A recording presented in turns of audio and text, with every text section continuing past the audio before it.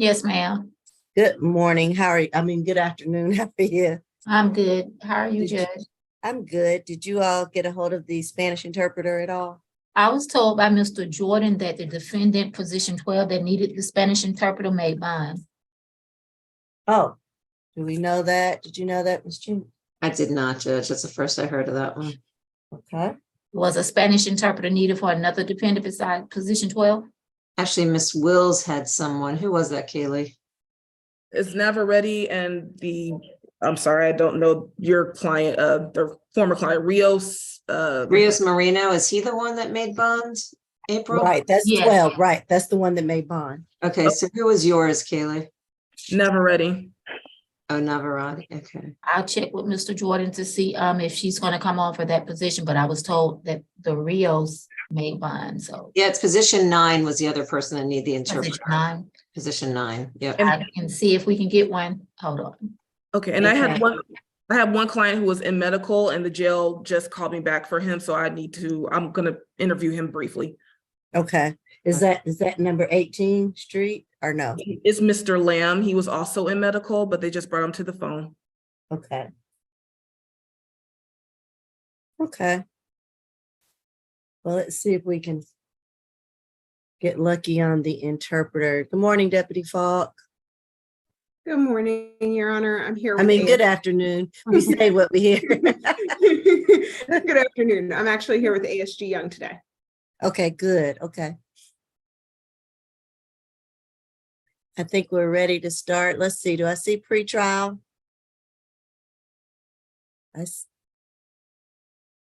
He's toward the bottom of my screen, so I think it's Mr. Howard, and he is here. Yes. Mr. Howard? I usually have to hear his voice to make sure I'm cleared to go. Yeah, I'm waiting on you. Okay. I was just making sure, I have to hear your voice. All All right, we'll get started. Ladies and gentlemen, good afternoon. My name is Judge Regina Mincy, and we are going to begin our Fulton County State Court Expedited Accusations calendar. This is a calendar for cases which have been recently arrested and charged. I'm sorry, for individuals who have recently been arrested and charged with certain misdemeanor offenses. And soon after their arrest, the Fulton County Solicitor General's office has already accused these cases of the offenses brought against them. And these cases have been bound over to the state court of Fulton County. Nevertheless, this will usually be the defendant's initial appearance before a state court judge. So we're going to address several matters, including bond, possible arraignment, and a possible plea offer if one has been made by the state at this juncture. And I see in the chat that our SAP reset date is June the 8th. So that will be June 8th. We're going to begin by reminding everyone that this whole entire proceeding is being recorded as well as live streamed on YouTube. So govern yourselves accordingly. I'm going to also remind the defendants that you have certain constitutional rights. The first being that you have a right to an attorney, a representation at this stage in your case. Most of you should know who your attorneys are at this time. You also have a right to remain silent, and remember that anything that you state about the facts, the circumstances, and the occurrences of your case can and will be held against you. So listen to your attorneys before speaking. All right, who do we have first, deputies?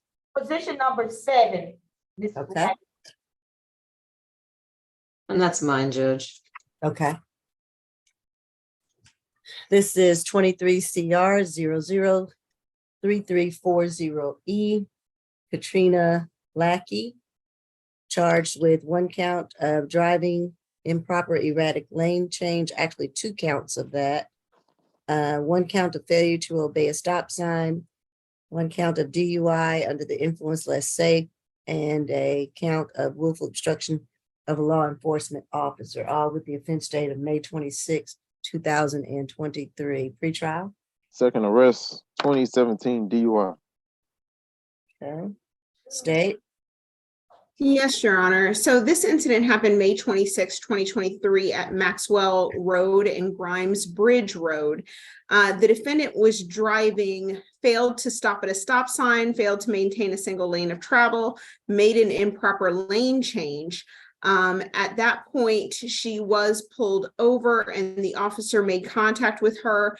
He had seen her leave the Shell gas station at Holcomb Bridge Road, and that's what caused him to notice her manner of driving, at which point he continued to follow her and saw the other manifestations of possible driving under the influence.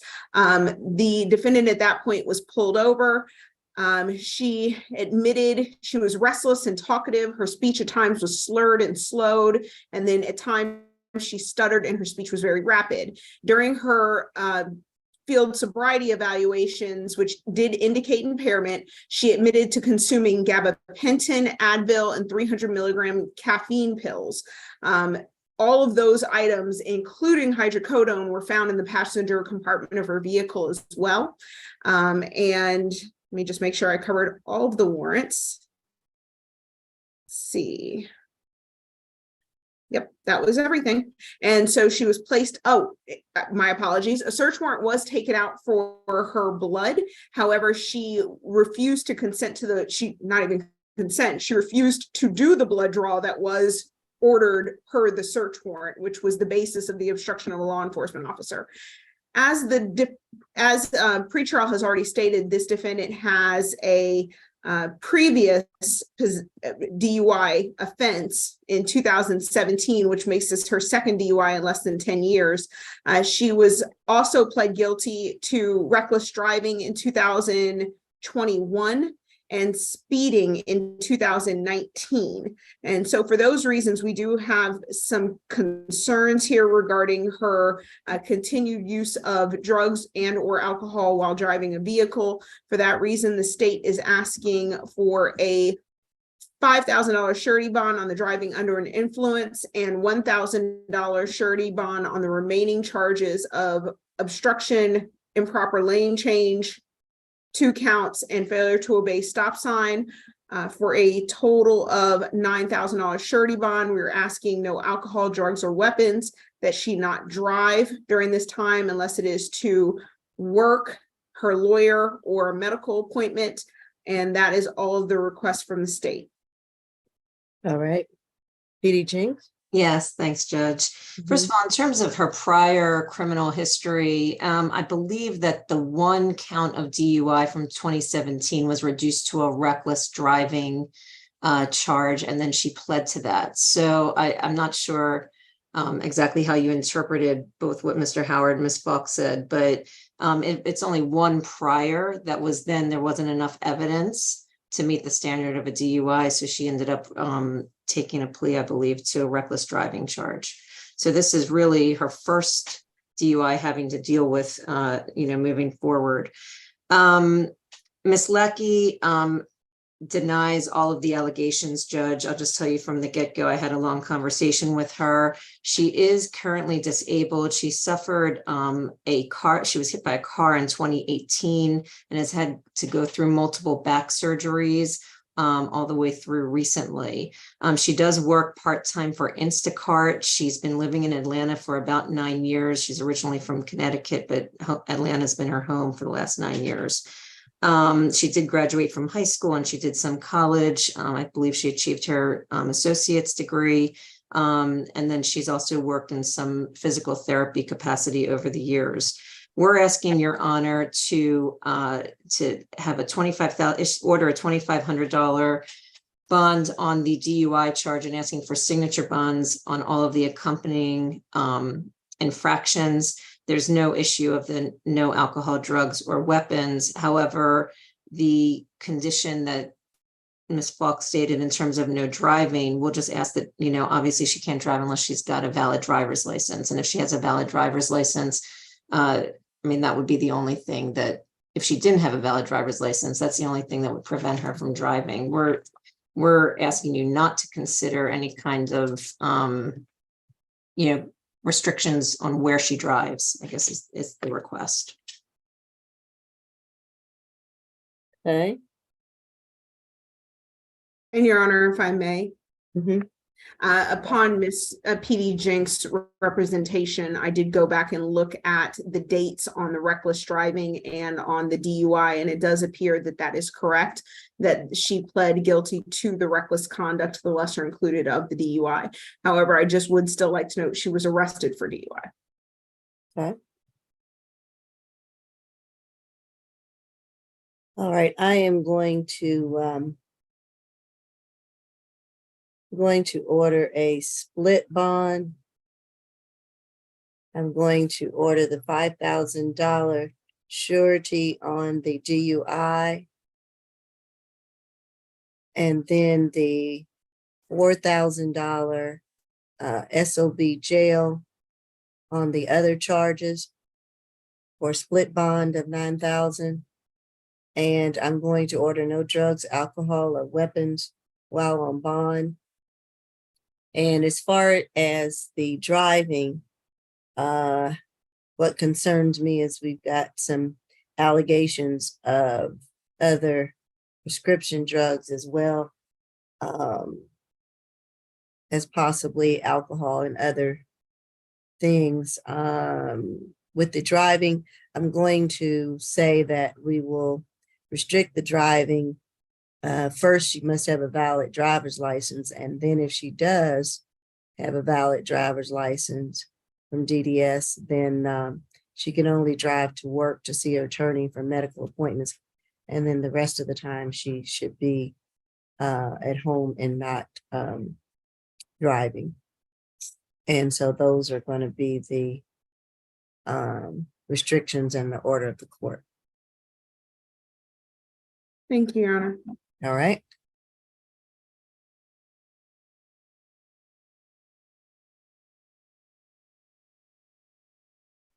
Position number 10, Neil.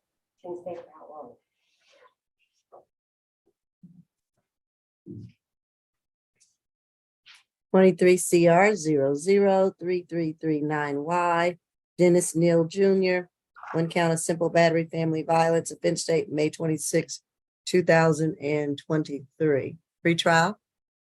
I think this is his second arrest.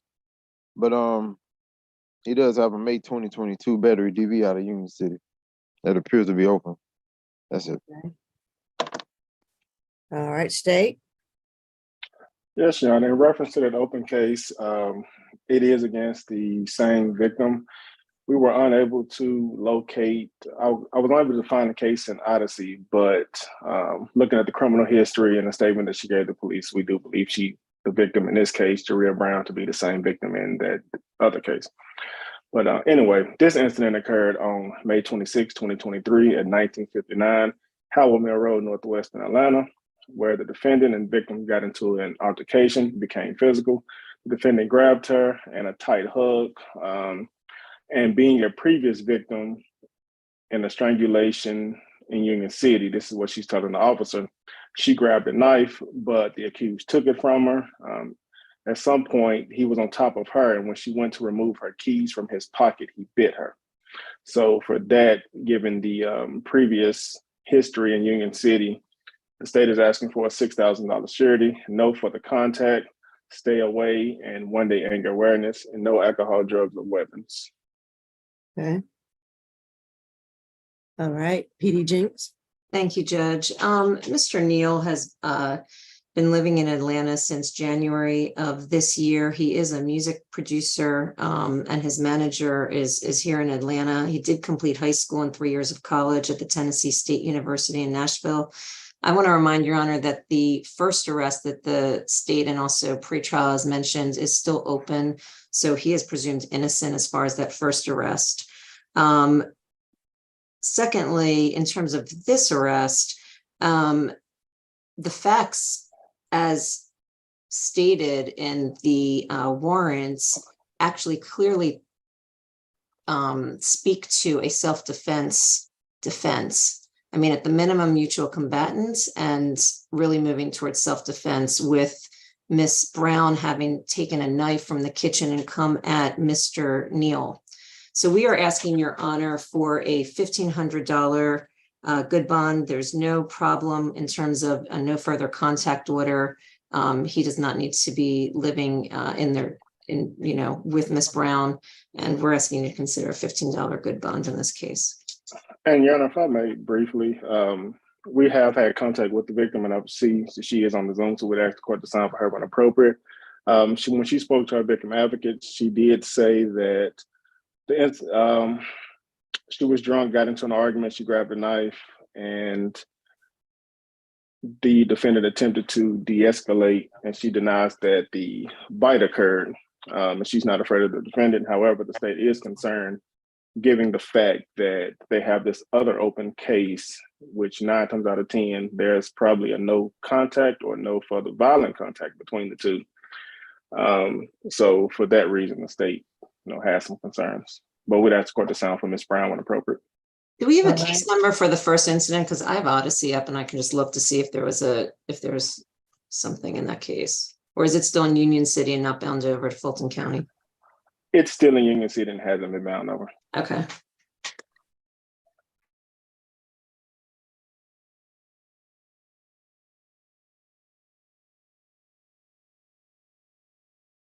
All right, Ms. Brown, do you wish to address the court? Yes, ma'am. All right, raise your right hand for me.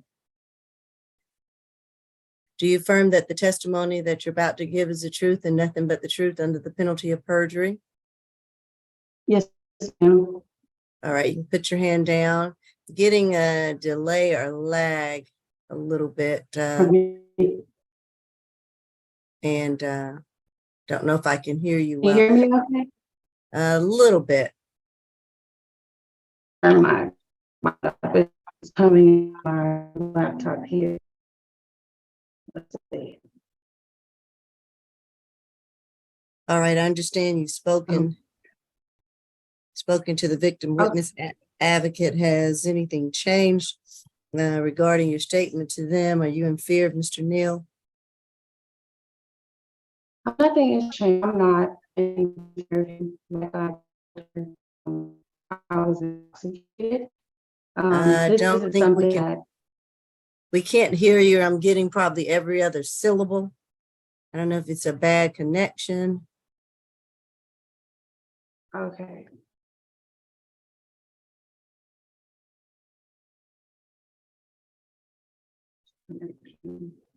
Okay, let's start again.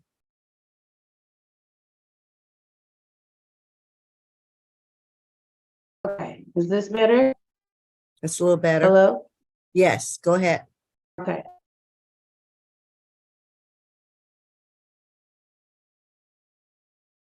Uh-oh, and I think, did she fall off?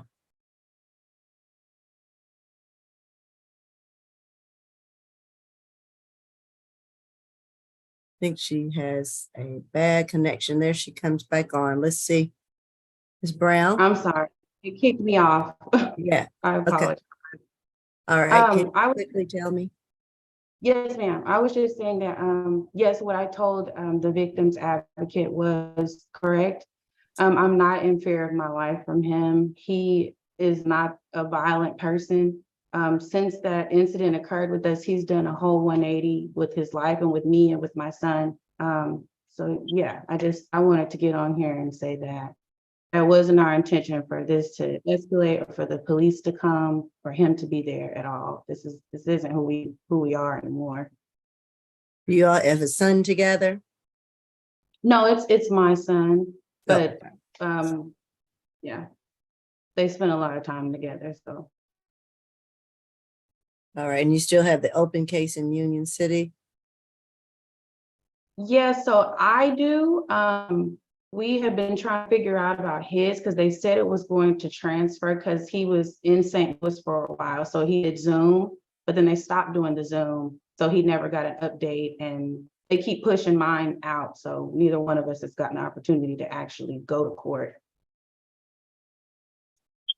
All right, and do you still want contact with Mr. Neal? Yes, ma'am. We have a lot of stuff together, our home, our bills, our accounts, our families. So definitely. Am I unstable again? No, it's better. Okay. All right, I have heard your testimony. Any cross-examination by the state? Yes, Your Honor, briefly. In reference to that, when you say the other incident, are you referencing the Union City battery family violence that we were speaking of earlier, Ms. Brown? Yes, Okay. that's the only other incident we had. Okay. And according to the warrant, the way I've read it is that you told law enforcement that he grabbed you and then you grabbed the knife in response to him grabbing you? Yeah, so he like bear hugged me, trying to get me to calm down. Like I said, I was intoxicated. I'm a lightweight drinker, something that I do. So when I grabbed it, immediately grabbed it, and I told him I was drunk. He wasn't doing anything for me to feel like I even needed to grab it. It was me being dramatic, which I'm Okay. ashamed to say, but yeah, I was intoxicated, so. Okay. It was a lot of breakup there. I don't know if I speak for everyone else, but he Right, it grabbed you. was, yeah. So he grabbed you and then you grabbed the knife, but you don't feel like you needed to grab the knife after he bear hugged you. Right. Okay. Hello? Nothing further. Yes. Nothing further. And Anything Judge, if I else? could just weigh in for a moment before you Yes. make a decision. I just wanted to mention, now that I hear from Ms. Brown and that first incident that's unresolved was actually a dual arrest. And based on what Ms. Brown under oath testified to, I'm going to ask Your Honor to please consider a signature bond in this case with a no further violent contact. Let me ask one quick question on the Union City matter. Is it May 22nd for this year, last year? Is it just a few days before this incident? Because this incident is May 26th. Are you showing anything, ASG Young? Is it during the same week? I guess I could ask the victim. Well, Mr. Give me Howard should just- have that on pretrial in GCIC. It's last year. Last year? Okay. Thank you.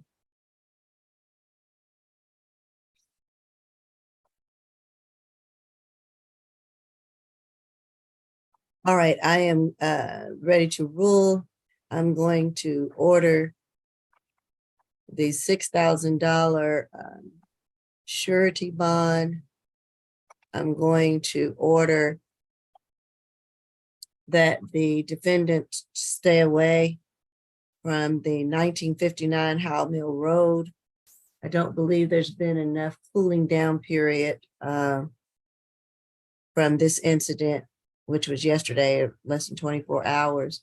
I'm going to order at this time no further contact with the victim. I'm going to order no drugs, alcohol, weapons, or guns while on bond. And guess that'll be all that I'll order at this time. Okay. Your Honor, if I could, can I say something or no? This is just a bond hearing.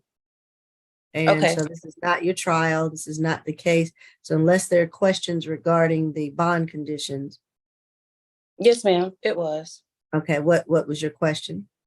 I was going to ask, as I had spoke to the advocate, if you would consider nonviolent contact between the two of us, rather than no contact at all, because we do live together and neither one of us are from here. It's just us two here. Yeah, I understand that. And I usually prefer and want there to have been some cooling down, period. And it sounds like Mr. Neal works. So he will have to find somewhere else to live in the meantime. And then you can speak to, or he can speak to his attorney to bring the matter back before the court for a bond modification. But I want to make sure that you will be safe right now and that there has been the cooling down period for any violence with an open case as well as this case. So right now, I want the parties or want you all to be apart so that we can make sure that there will be no other incidents. All right. All right. So we have the next matter, Deputy. Position number 11, Reeves. Okay. And I see our interpreter is on the line. Good afternoon. Yes, if I could please have a breakout room with her and Mr. Navarrete, please. Okay. Where is Mr. Navarrete? I can't put you in the breakout room with courtroom too, if we're conducting court. Oh, are they going to take him somewhere else, or would you all do a three-way call? I know in the past, typically they will take them to another room. So I don't know if someone from courtroom 2 can advise. Well, I'm the only one in here right now, so I can't take him anywhere. I have a lot of people unattended. Okay. Well, I'll wait for Officer Blanton to come down and he probably could take him to courtroom 3. Okay. All right. Thank you. All right. Thank you. This is 23 CR 003341C. D'Anthony Reeves, charged with 1 count of driving, fleeing, or attempting to elude a police officer. 2nd count of willful obstruction of an enforcement officer. The 3rd count of driving improper erratic lane change. 4th count, failure to obey signs or signals, signs or control devices, and a 5th count of driving while license suspended or revoked, all with the offense date of May 26, 2023. Pretrial. 45 total. 2021 probation, 2019 FTA and probation. 2019 disorderly conduct conviction. Got a couple more FTAs from 2018, one from 2017. That's it. All right, State. Yes, Your Honor. This incident occurred on May 26th in the area of South Fulton Parkway and Old National Highway. Law enforcement were patrolling. They observed the vehicle getting onto the South Fulton Parkway. They noticed that the vehicle had a flat tire. They initiated emergency equipment. The driver of the vehicle slowed as if he was going to stop. He continued on South Fulton Parkway before turning onto Old National Highway, going through the intersection, disregarding the traffic signal, and crashing into the median before exiting the vehicle and fleeing, disregarding law enforcement's orders to stop. Law enforcement, however, did locate the defendant through the help of a pedestrian. Given the defendant's history and the fact that he fled for doesn't appear to be any valid reason, putting everyone else at risk, the state is going to ask for a $5,000 surety bond. That's $1,000 on each of the counts, given his history and of FTAs and VLPs, and seems he has a problem maintaining lawful behavior. All right. PDG. Thank you, Judge. Mr. Reeves has lived in Atlanta his entire life. His family's here. His mother and father live in Lithonia. He does have children here, Judge. He tells me that he actually has 20 children that he takes care of and he's part of their lives.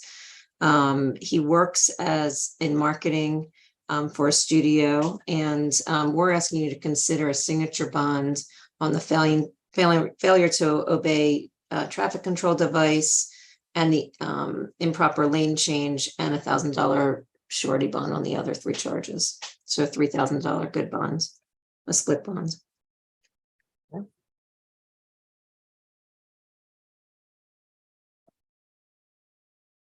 I'm going to order the $5,000 surety bond, which will be $1,000 on each of the charges.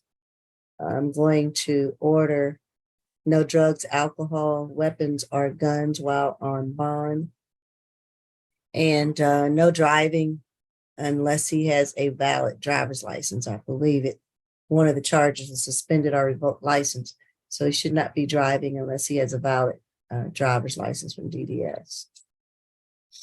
And that will be all that I'll order in this matter. Position number 8 is next. Okay.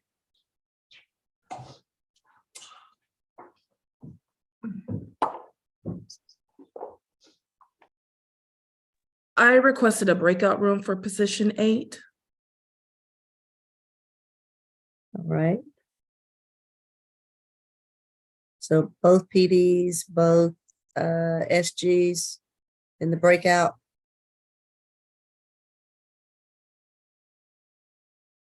Mr. Jordan.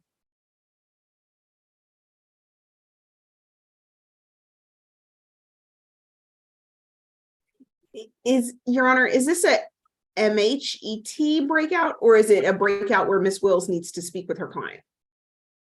MHT. Okay, I was just double checking. I wasn't sure which one it was. My apologies. Thank you. Okay.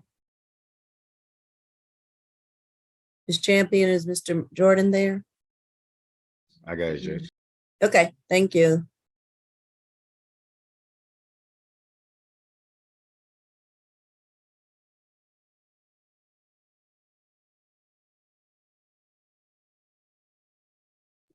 Mr. Jordan, I need to go into the breakout as well.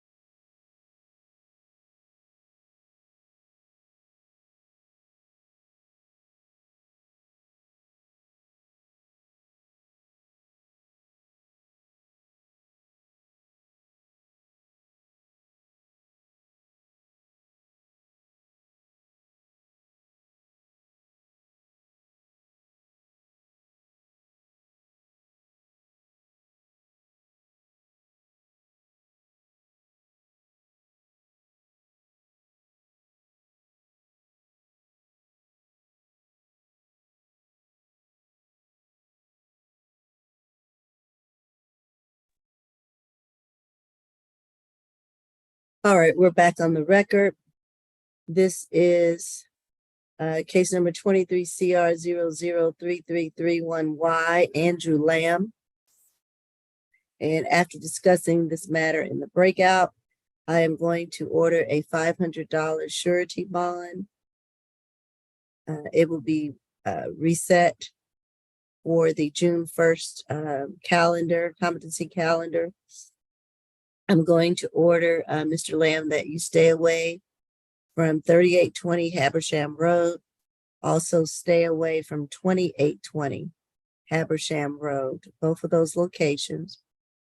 That you're to have no further contact with the victim, James Ayers, or anyone at either of those two residences. And no drugs, alcohol, weapons, or guns while on bond. And we'll also see about the MMC if we can get that done as well, a referral to that. So that's what we're going to do, okay? All right. That'll conclude this matter.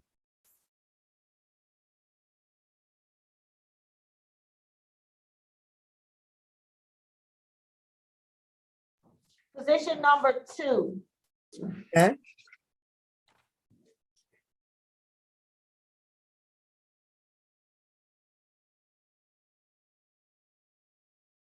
(23 CR 003333C), to Shannon Irvin, charged at 1 count of simple battery. Offense date is March 12th, 2023, pretrial. 17 total. Last arrest was last year for battery. It appears to be open out of Cobb. It's on battery DV, simple battery, and simple battery physical harm. 2019 afraid dismissed. 2016 probation. 2016 trespass, simple battery, simple assault conviction, and 2015 probation. All right, state. Yes, Your Honor. This incident occurred on March 12th, 2023 at 3711 Benjamin E. Hayes Drive, Southwestern Atlanta. The victim in the case is T. Erica Kaufer, who asked the court to sample her when appropriate. The accuser reportedly punched the victim in the face multiple times. Given the history of violence against persons and the accused inability to maintain lawful behavior, the state is recommending a $4,000 surety bond, no further contact with the victim, stay away, 1 day anger awareness, no alcohol, drugs, or weapons. That's all from the state at this time. All right, PD Wills. Thank you, Judge. Mr. Irvin is 33 years old. He is a native of Atlanta. He reports that he is currently employed as a nurse at St. John Hospital, and he has been employed there for the past 6 months. He has a high school diploma as well as some college. He does not have any children and is unmarried. Mr. Irvin explained to me that this incident occurred between himself and a former coworker and acquaintance. He denies the allegations as stated by the state and in the warrant. He also states that the incident was caught on or captured on video, that this incident did occur at his previous place of employment, which was a hospital.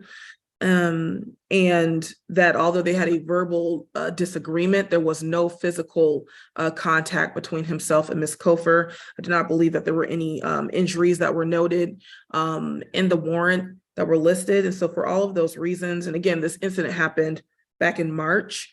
My client has not had any contact or communication with Ms. Kaufer. He no longer works there, and he has no business to return back to that hospital. So I would request a signature on bond. If Your Honor is not so inclined, I would ask for a $1,000 surety bond. And is this prior job location, is that the 3711 Benjamin E. Mays? Or is Yes, that? Your Honor.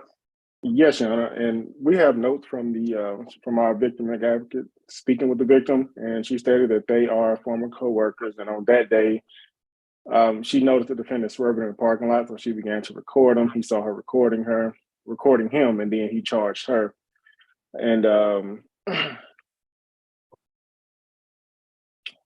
but she didn't sustain any injuries. However, she did have a headache after, but she would like no further contact and to stay away from her place of employment. And he was fired from that place, according to her.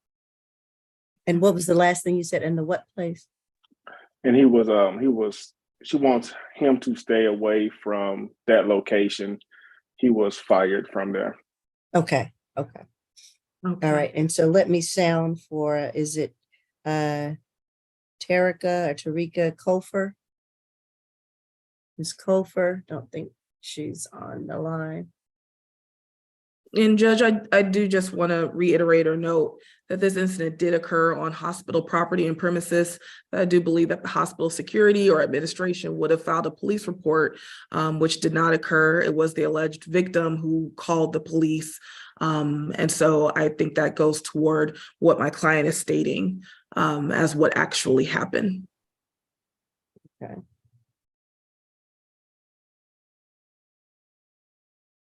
All right, I'm going to order a $4,000 signature bond through the jail. I'm going to order a stay away from 3711 Benjamin E. Mays. I'm going to order no further contact with the victim, Tarika Kofer. No drugs, alcohol, weapons, or guns while on bond. And I think that is it. $4,000 signature bond through jail.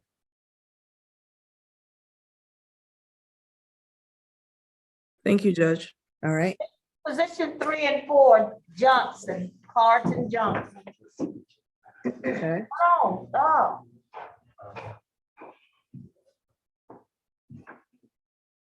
So we have two cases here. I'll sound for both of them. The first one being 23 CR 003334E. Mr. Carlton Johnson charged with 1 count of battery, 2nd count of terroristic threats or acts on April the 12th, 2023.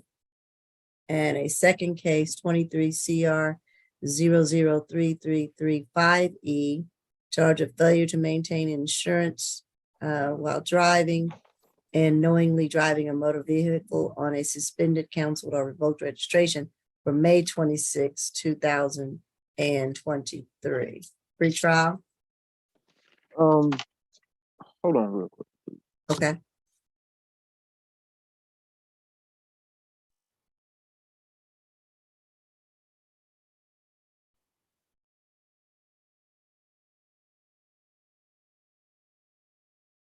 Okay. All right, 24 total. Okay. Got a 2016 out of Rockdale probation, 2015 fade to appear, 2015 probation, 2014 fade to appear, 2014 simple battery obstruction, shoplifting conviction, theft by taking no lower than a 2012 fade to appear. That's it. All right, state. Yes, Your Honor, this incident occurred on April 12th, 2023 at 590 Cascade Avenue, Southwest in Atlanta, where the defendant allegedly pulled the victim's hair, causing her to lose braids, and then he placed his knee on her neck, which resulted in some bruising during the altercation. The defendant also threatened her by stating he would have someone shoot up her home. He sent that through a text message.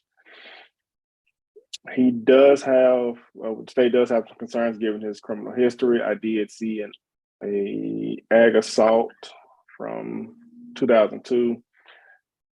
So with that being said, the state is asking for a $6,000 surety. That's $4,000 on the battery and $2,000 on the terroristic threats.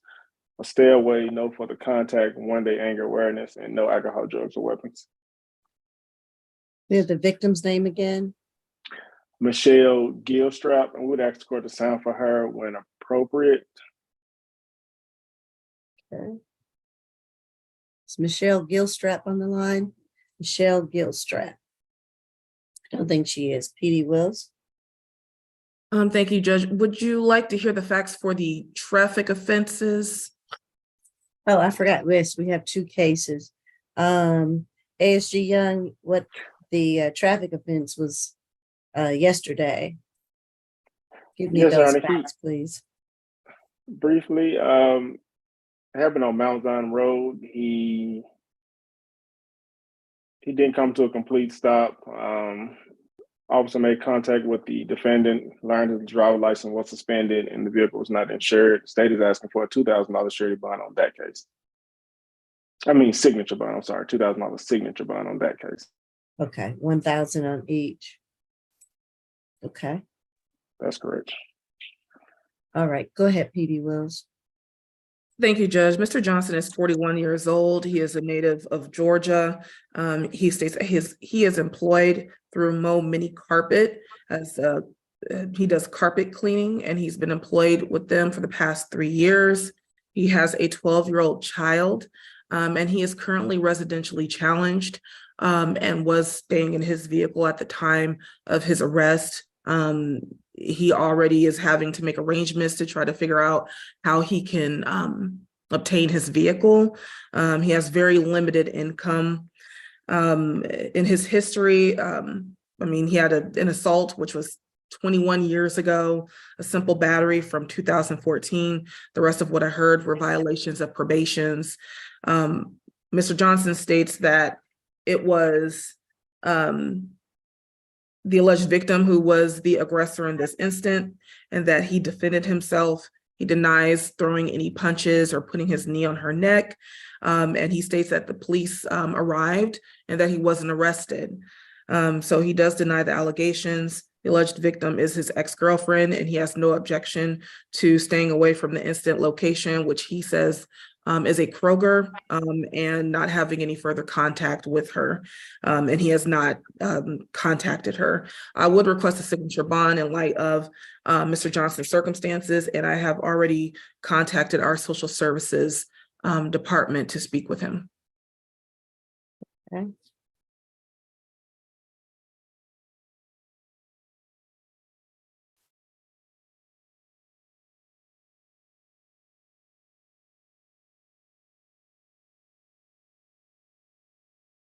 I will, what is the relationship, which I did not hear? Is it a former? Yes, they are former partners. And this incident did occur April 12th.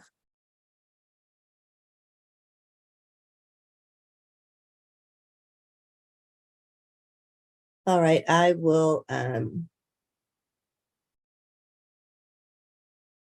order on this case. A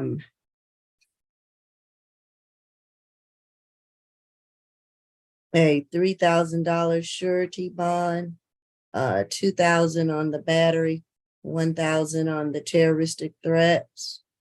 And with that $3,000 surety bond, there'll be a stay away.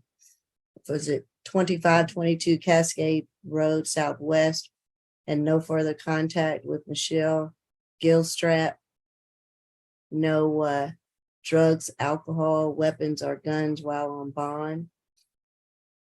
And then on the second case, I will order that $2,000 signature bond through the jail. $1,000 on each charge for the second case.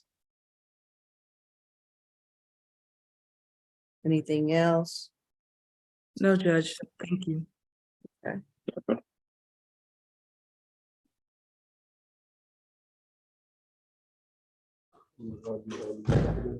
Yeah, they pay your bond. Position number 5, Mr. Jones.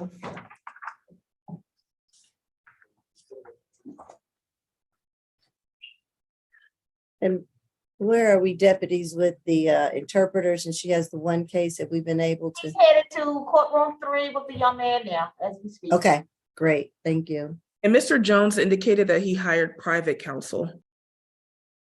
Mr. Jones? This is 23 CR 0033336J, Michael Jones. Do you have private attorney?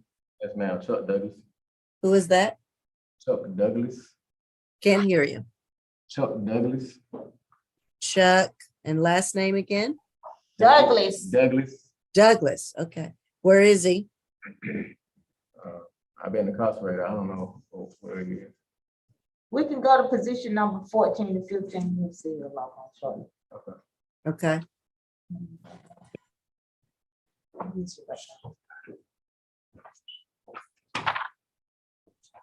Demario Smith, position 14 to 15.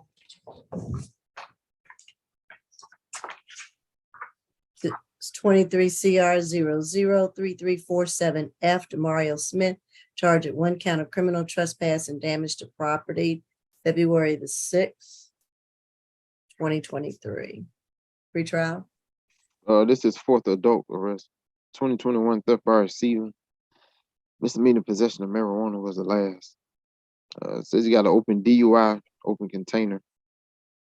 State court 20 CR 001415 F. 2019 suspended license and 2017 possession of tools. That's All it. right. State. Your Honor, and just to let you know, he's actually currently in custody on not only our two cases, but that FTA that he got on the 20 CR 1415 F case where he's currently in jail on a $3,000 surety bond for bench warning on March 23rd of 2023. So this incident happened February 6th of 2023 at 3289 Seville Street Southwest. I'm beginning, with the criminal trespass. Monica Russell left her vehicle at the above location due to an active homicide investigation that was going on at that location. When she returned to her vehicle at the conclusion of the investigation, she saw that her windshield was cracked. The officers went back through their camera footage and saw the defendant entered the crime scene and jumped on top of Miss Russell's vehicle, and he was identified as the perpetrator. Fast forward to May 26th of 2023, the defendant was stopped for a tinted tag cover that obscured his tag and his registration was expired. The officer also asked for the defendant's driver's license, and when he gave his driver's license to the officer during that stop, it showed the defendant had active warrants for failure to appear and for that criminal trespass from February of 2023. And that also happened here in Fulton County. The state's recommendation on this case is currently the defendant has a $1,000 surety bond on the two traffic offenses. He actually was originally charged with obscured plate and possession of marijuana less than an ounce. We did NOD the possession of marijuana less than an ounce, but we also added a failure, a expired registration charge. So we would agree to reduce that $1,000 surety bond on those two charges to a $1,000 signature bond, $500 per charge through the jail. On the criminal trespass, we are asking that Your Honor set that at $1,000 surety bond. No further contact with Monica Russell and stay away from 3289 Seville Street unless that is his residence, which I do not at this point know if that is his home or not, but it seems like he's broken into the crime scene there, so I'm guessing it is not. Okay. And no alcohol, drugs, or weapons. That's all for the state. Oh, and no driving without a valid license and valid registration. Okay. All right, PD Jenks. Thank you, Judge. Mr. Smith is 24 years old. He lives with his mother. He's born and raised here in Atlanta. He currently lives with his mother and also his two children, Judge. He's got two sons. One is 8 years old and the other one is one year old. So it's a multi-generational home with his mom, himself, and the two children. He is working full-time for Hertz Rental Car. And he's doing that full-time. He graduated from high school at Carver High School and also attended some college in Alabama at Concordia. We're asking you to consider a signature bond on these cases, Judge. I apologize. I didn't have a chance to ask him about notice for this FTA, but I'm also wanting to know if the state is going to dismiss that FTA now that he's in custody, because that's a separate line item, I believe. No, the state has no intention of dismissing it at this point. He needs to address his FTA. Okay, so my understanding, Judge, is at first appearance, most of the time, the FTAs are kind of a non-issue since he's here in custody. And PD Jenks, not to contradict you, but I've been running this unit for now a year and a half, and I don't dismiss FTA warrants. So I don't know who's been doing it, but it hasn't been me or members of my team. at first appearance. Now at SAP, that's a whole different issue 2 weeks from now. That's right. I apologize. It's an Yeah. SAP. Yeah, you're right. You're right. I apologize for that. So we're asking you to consider a signature bond, Judge, on all of these charges. Okay, so for the first case with the criminal trespass and the damage to property, in that matter, the offense date was back in February. I will grant the $1,000. I think the state had requested $1,000 on the criminal trespass and the damage to property. $500, so it'll be a $1,500 signature bond through the jail. 1,000 on the criminal trespass, 500 on the damage to property. Stay away from 3289 Seville Street Southwest, and no further contact with Monica Russell.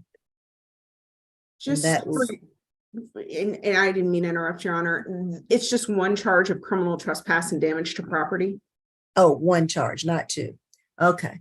All right. So that's fine. I'll just do the $1,000 signature bond through the jail on that,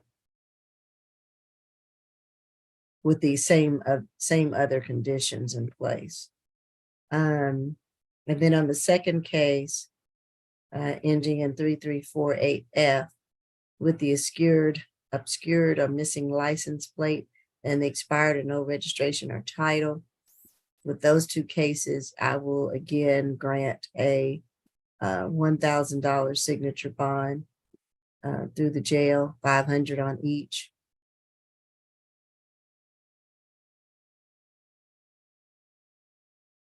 And then is there any, and then both cases, no drugs, alcohol, weapons, or guns while on bond. Was there anything else I need to take up on these cases? Your Honor, state's only other request was no driving without a valid license or registration. Right, and no driving without, it says, okay, expired registration, without a valid license or registration on that second case. Anything else? Not from the state, Your Thank Honor. you. Thank you. All right, thank you. Position 13, Robinson. Hey, can I get a breakout session for the Spanish interpreter and jail court iPhone? Okay, And I'll need to be in that breakout room, please. right.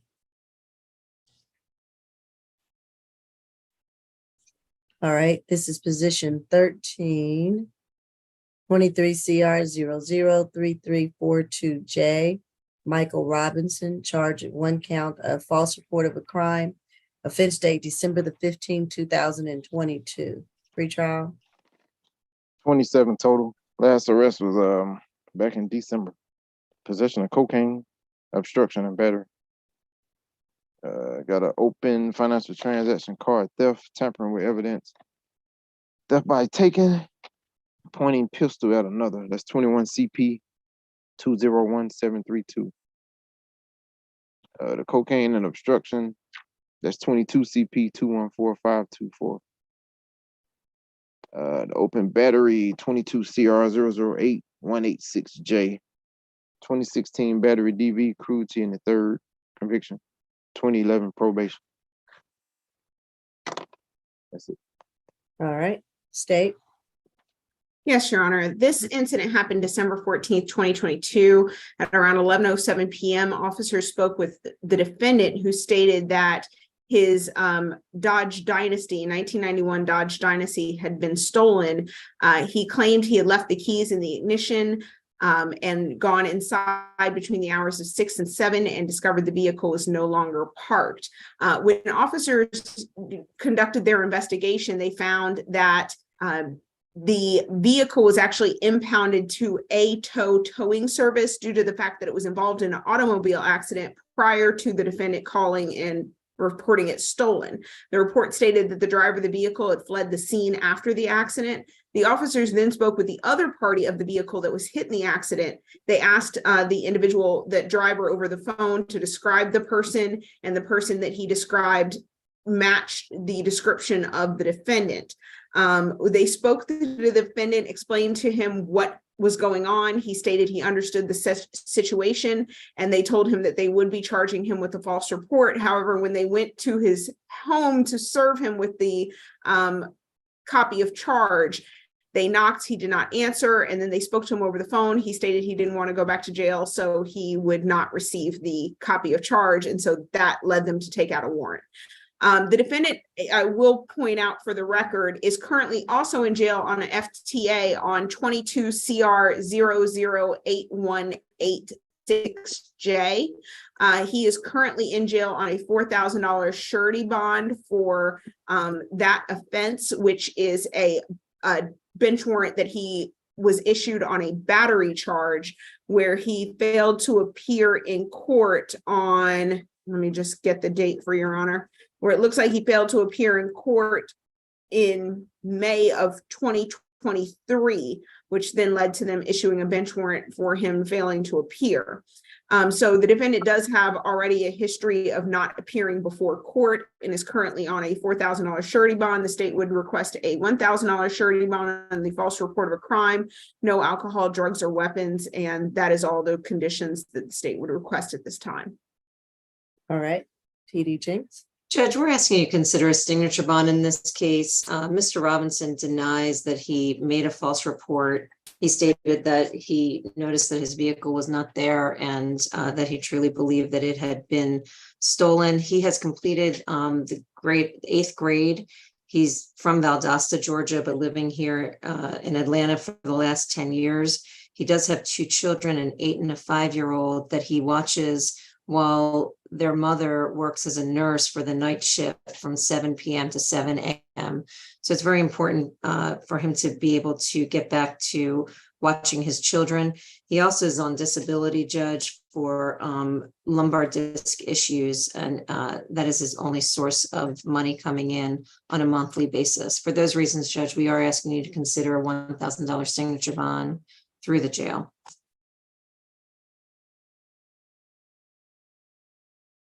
All right, I'm going to order the $1,000 surety bond. Going to order no drugs, alcohol, or weapons and guns while on bond. And I believe that is all that I'm going to order, because there's no stay away or no victim. So $1,000 surety bond.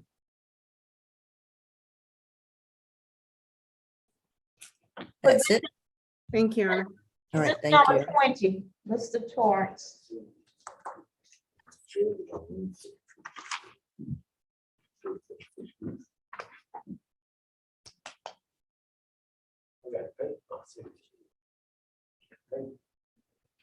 This is 23 CR 003344F.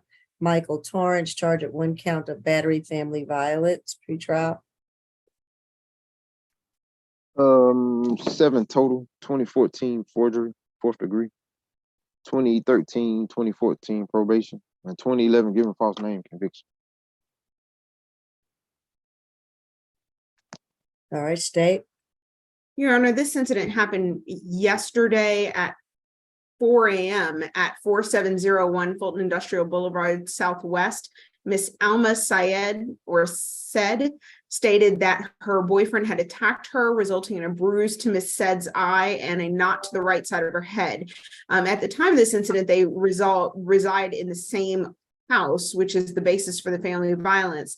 And according to the warrant, when the defendant came back to the location, he admitted to harming her.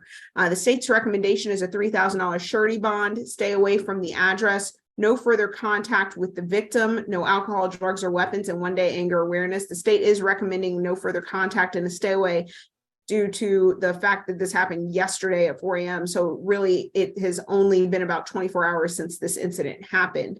I will sound at this time for Miss Alma Syed. Okay, Miss Alma Syed or Alma Syed. Don't think she's on the Zoom. Go ahead, Petey Jinks.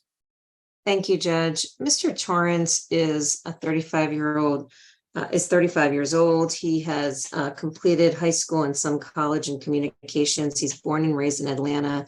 His father is here. He lives in Jonesboro, Judge. He was working as a maintenance worker at the Quality Inn Suites where he was staying. He stated to me that he does not need to go back to that location. In fact, his employer is going to make an arrangement for him to do maintenance at another location that the hotel has. There's no problem with the no further contact order, but we are asking Your Honor to allow a signature bond in this case.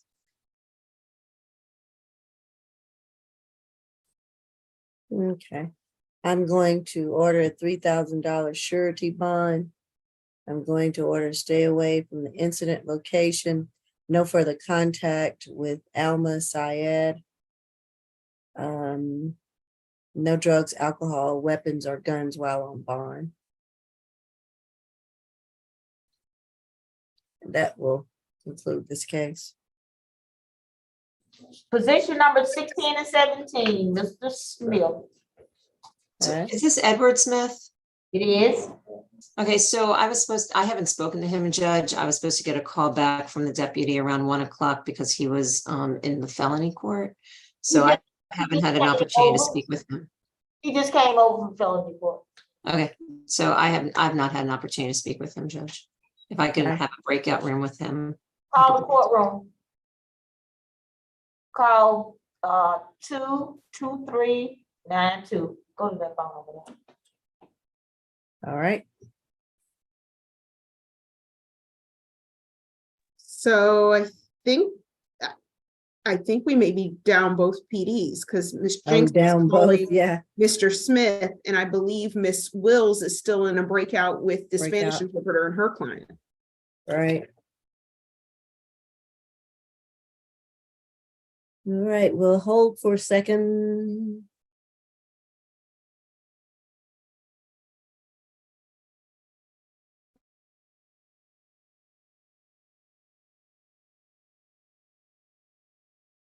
We'll be in recess for about 5 or 10 minutes till they come back.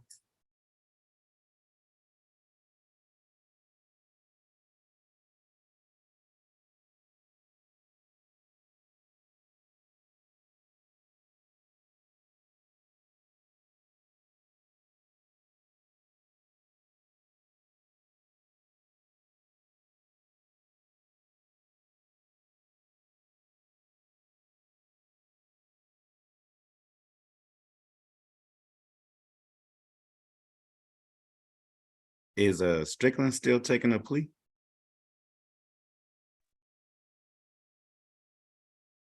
Mr. Jordan, I believe so. Hold on, let me check because I have not had an opportunity to look at my emails and see if I've gotten the bond plea paperwork back.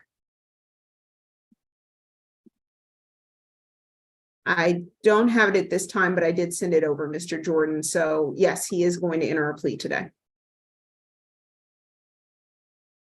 And as soon as I have the paperwork, I'll forward it to you. Okay. All right, Ms. I was Champion, checking to see if we could do that case, but I guess if we could do still have to that, wait. yeah. Yeah, you can forward to Ms. Champion once you receive it, Ms. Falk. Yes, Ms. Champion. Courtroom 2, is it at all possible we have the paperwork that you could send over for Mr. Strickland?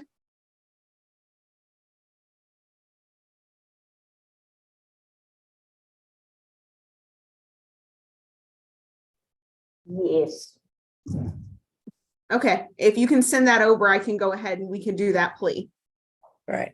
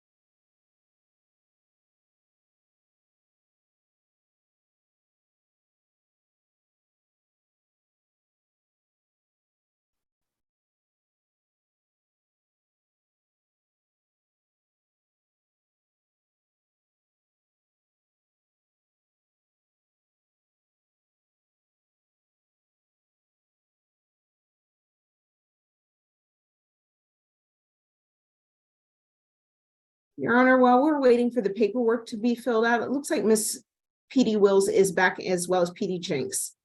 Oh, okay, good. All right, where are we, everyone? We can go ahead and do the Spanish case. Okay.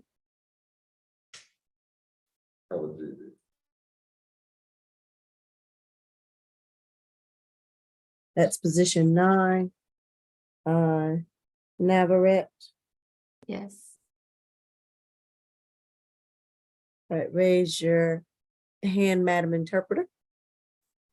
Hold on, I'm sorry, I don't see the jail iPhone on anymore. So he may be coming around to this courtroom, stand by. Oh,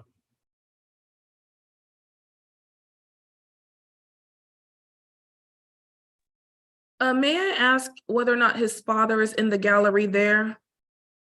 Can call him, Miss Wells. Señor Navarrete, Alberto Navarrete está presente en la plataforma. Por favor, prenda su cámara y micrófono. Okay, position number 9, he's ready. Señor Navarrete está presente. Alberto Navarrete. We're trying to inquire. He's He's there in the room, in courtroom 2. okay. I didn't see. Thank you. That's what I think. Go to the second one. all right, Madam Interpreter, raise your right hand for me.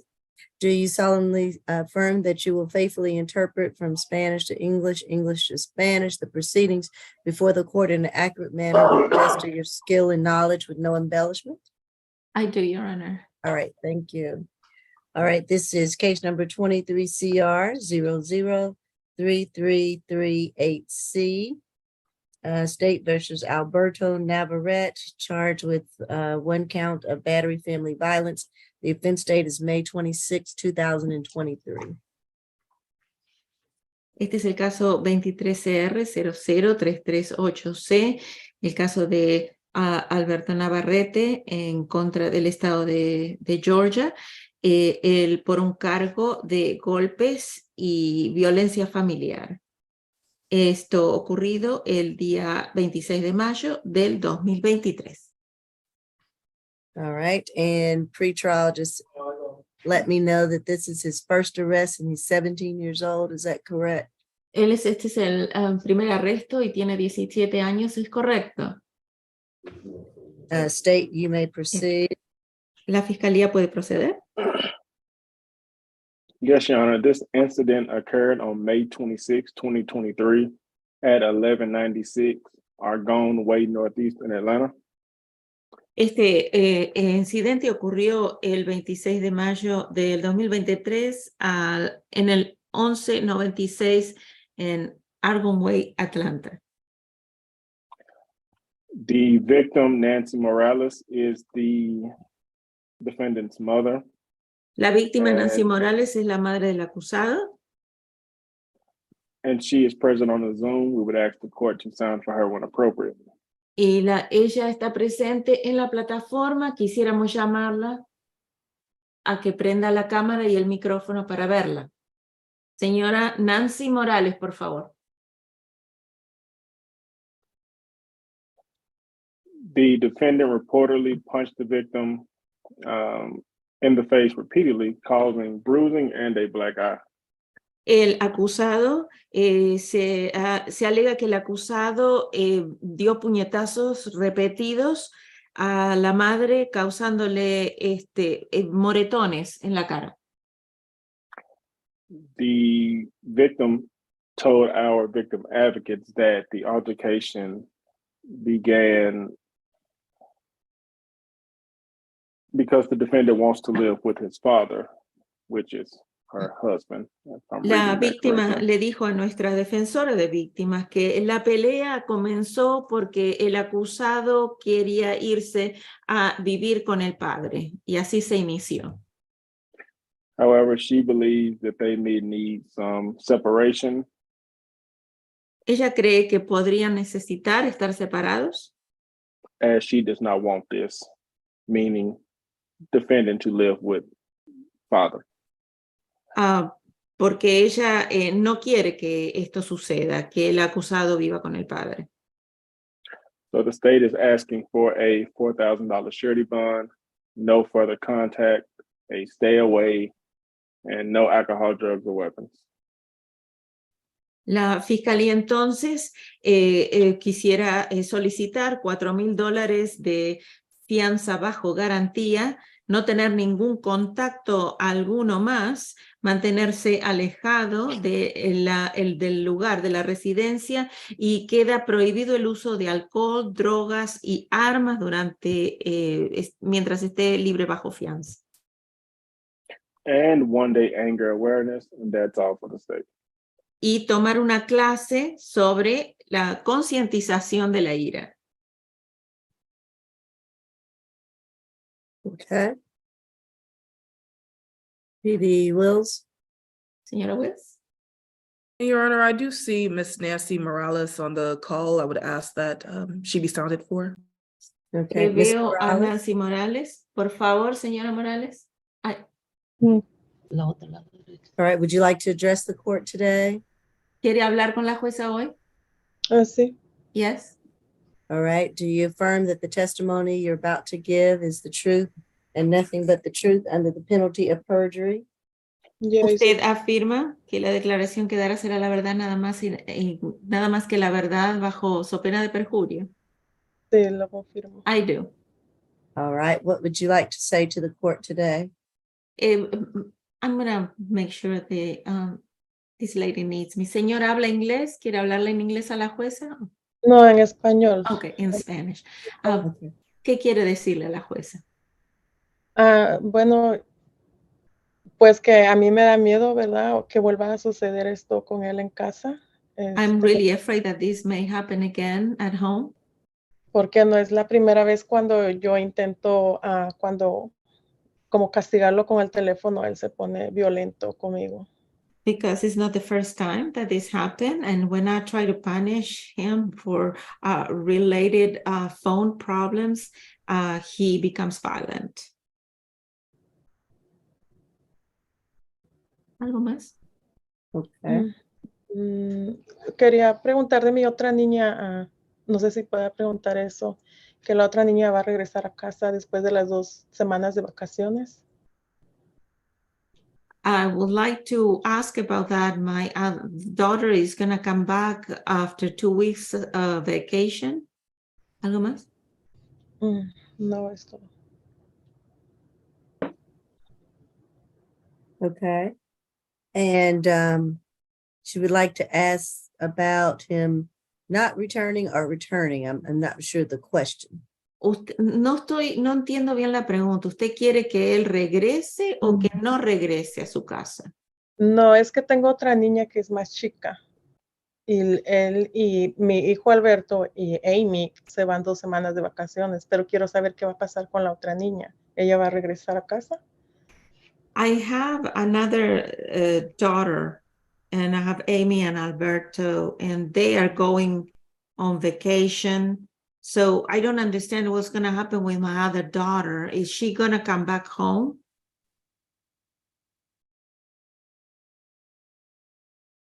I'm not for sure if that's a question for me.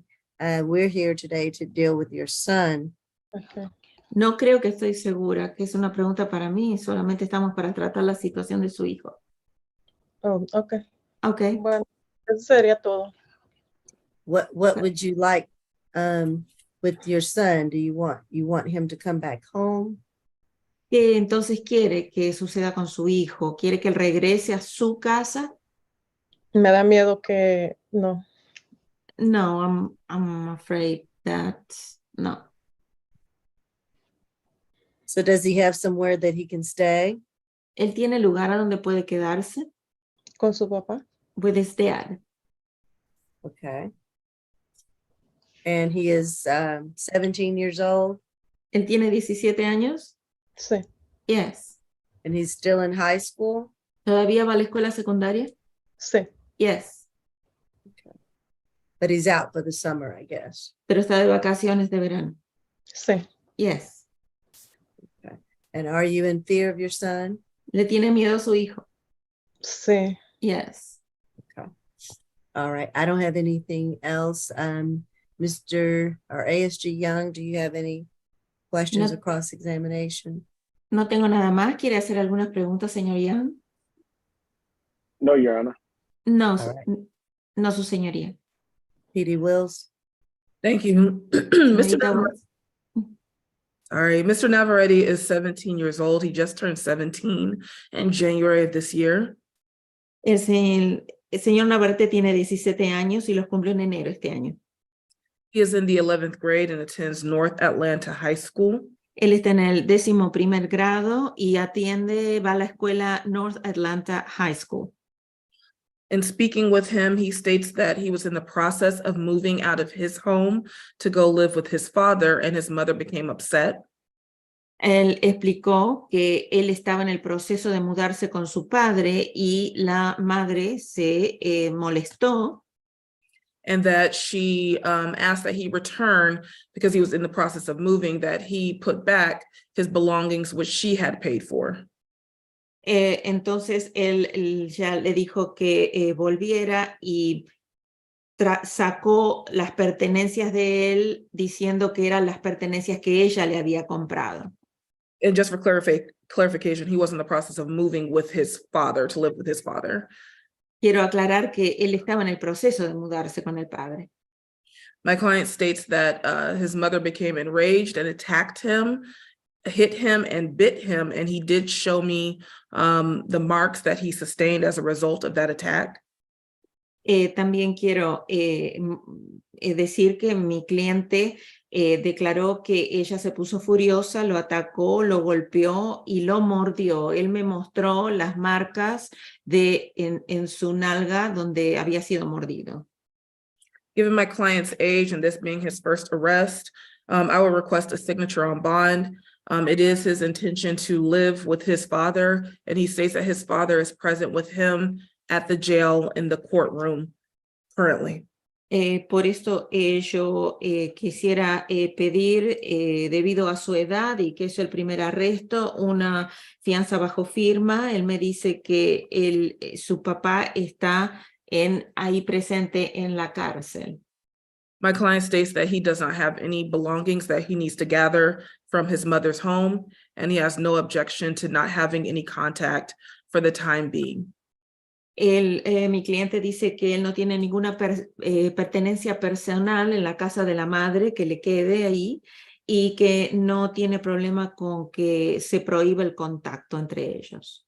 My client's father's name is also Alberto Navarrete, and I was trying to inquire whether or not his father could hear the proceeding in case the court has any question.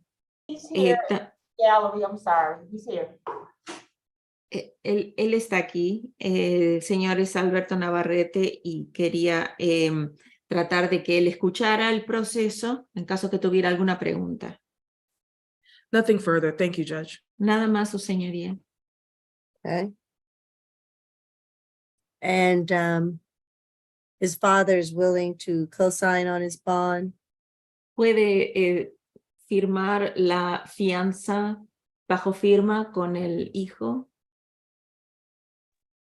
I'm not sure. His father was not brought over into the breakout room, but if he's in earshot, if he can answer that question. El señor, por favor, si puede contestar esa pregunta. I think he's in the backyard. Is there any way his father can be brought up so that he can address the court? ¿Puede venir el padre adentro para hablar con la jueza? Hold on, Judge. Okay.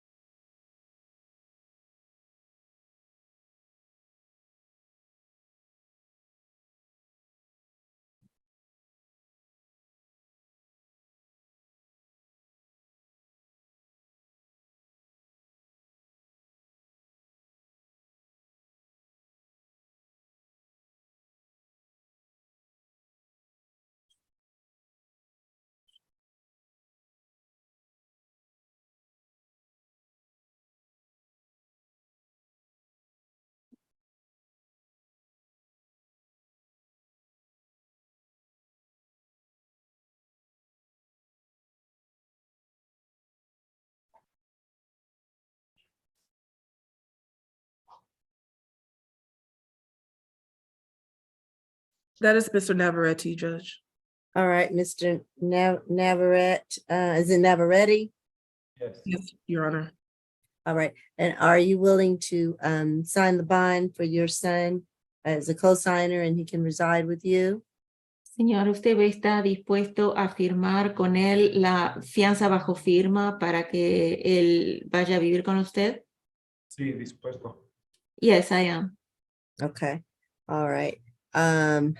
I think that's the only question that I wanted to make sure of before we put the father's name as the co-signer on the bond. Yo solamente quería preguntar eso para asegurarme que el padre va a ser el cofirmante de la fianza. And pre-trial, I'll waive the utility bill. Yo voy a sacar la factura de los servicios. What's the dad's name? ¿Cuál Same, es? Alberto Navarrete. Diga. is that correct? That ¿Ese is es su nombre, señor? He's shaking his head. ¿Cuál es su nombre, señor? Alberto Navarrete. Eso es lo que... Sí. Yes, it is. Alberto Navarrete. Okay,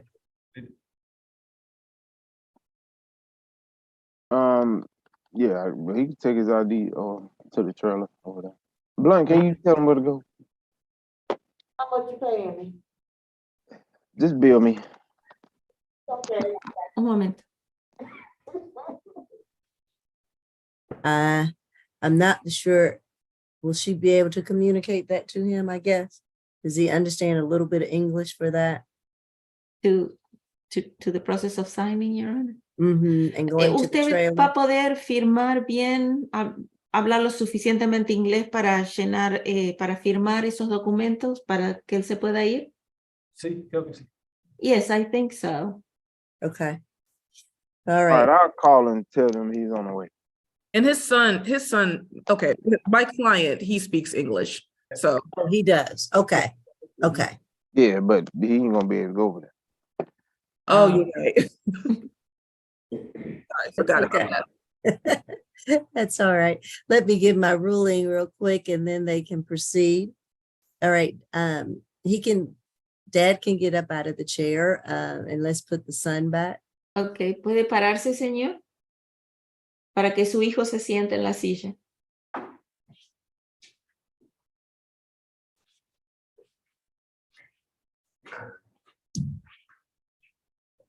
All right. I am going to, if PD Wills, were you finished with your presentation? Yes, Judge. Okay. Termino su presentación, señorita Will. Sí, su señoría. All right. And nothing else from the state, correct? La fiscalía. That's correct. Nada más, right. correcto. All right, I will order a $3,000 signature bond. And I'm going to order that signature bond through the jail. Yo voy a ordenar una multa, una fianza bajo firma de $3,000 a través de la cárcel. I'm going to order that the defendant stay away from 1196 Argonne Way Northwest. Yo ordeno que el acusado se mantenga alejado del 1196 Argonne Way. And I'm going to order that he have no further contact with his mom, Nancy Morales, at this time. Y ordeno que no tenga más contacto con su madre, Nancy Morales, en este momento. I think there needs to definitely be a cooling off period. Creo que es necesario que haya ahora un periodo para que se calme la situación. I am going to order that he stay with his father. Ordeno que permanezca él con su padre. I'm going to order no drugs, alcohol, weapons, or guns while on bond. Y ordeno que se quede prohibido el uso de drogas, alcohol y armas mientras esté libre bajo fianza. I'm going to order that he take a one-day anger awareness course. También ordeno que tome un curso de un día acerca de la concientización de la ira. And I was going to order a curfew, but I don't know that I do. I believe it is just some family matters that need to be straightened out. Is that correct? No, yo iba a ordenar un toque de queda para él, pero creo que es todo un problema una situación familiar, ¿correcto? ¿Es solo eso? PD Wills or the state. It's not Right. that he's getting into any criminal trouble. It's just some family matters, correct? That's No, what it, I'm sorry. no se está él metiendo en problemas penales, solamente es un problema familiar, ¿correcto? So is this SOB jail or pretrial? Because you said jail. I just want to make sure. Quiero asegurar. I'm going to make it jail. I don't know that he would need that check-in or anything like that. I won't do it through pretrial. I'll just do it through the jail. And I would just ask, Your Honor, since you are ordering the one-day anger awareness and he's just 17, he doesn't work. I was trying to at least find some way for him to take a course to maybe deal with some of the issues that he may be having with his mom or family matters at home. There are some courses out there that he could try to find. Yo quería mencionarle que solo tiene 17 años y no trabaja para tomar el día de clase de la concientización de la ira. La jueza contestó que está tratando de obtener algún tipo de guía o entrenamiento sobre la ira ante esta situación de problemas familiares. And that's really short of ordering counseling possibly. And just trying to see what else we maybe could do to assist in this matter. Y quizás se podría pedir un asesoramiento para ver qué tipo de asistencia se puede otorgar en este caso.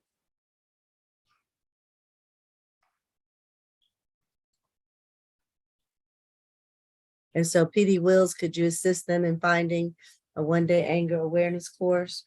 Señora Wells, ¿puede usted ayudarle a conseguir algún tipo de asesoramiento acerca de la concientización de la ira? Yes, Judge. Sí, Okay. su señoría. All right, thank you. Gracias. All right, is there anything else we need to take up with this matter? ¿Hay algo más? What was the bond amount again? $3,000 signature bond through the jail. Thank you. ¿Cuál es el monto de la fianza? Son $3,000 de bajo firma a través de la cárcel.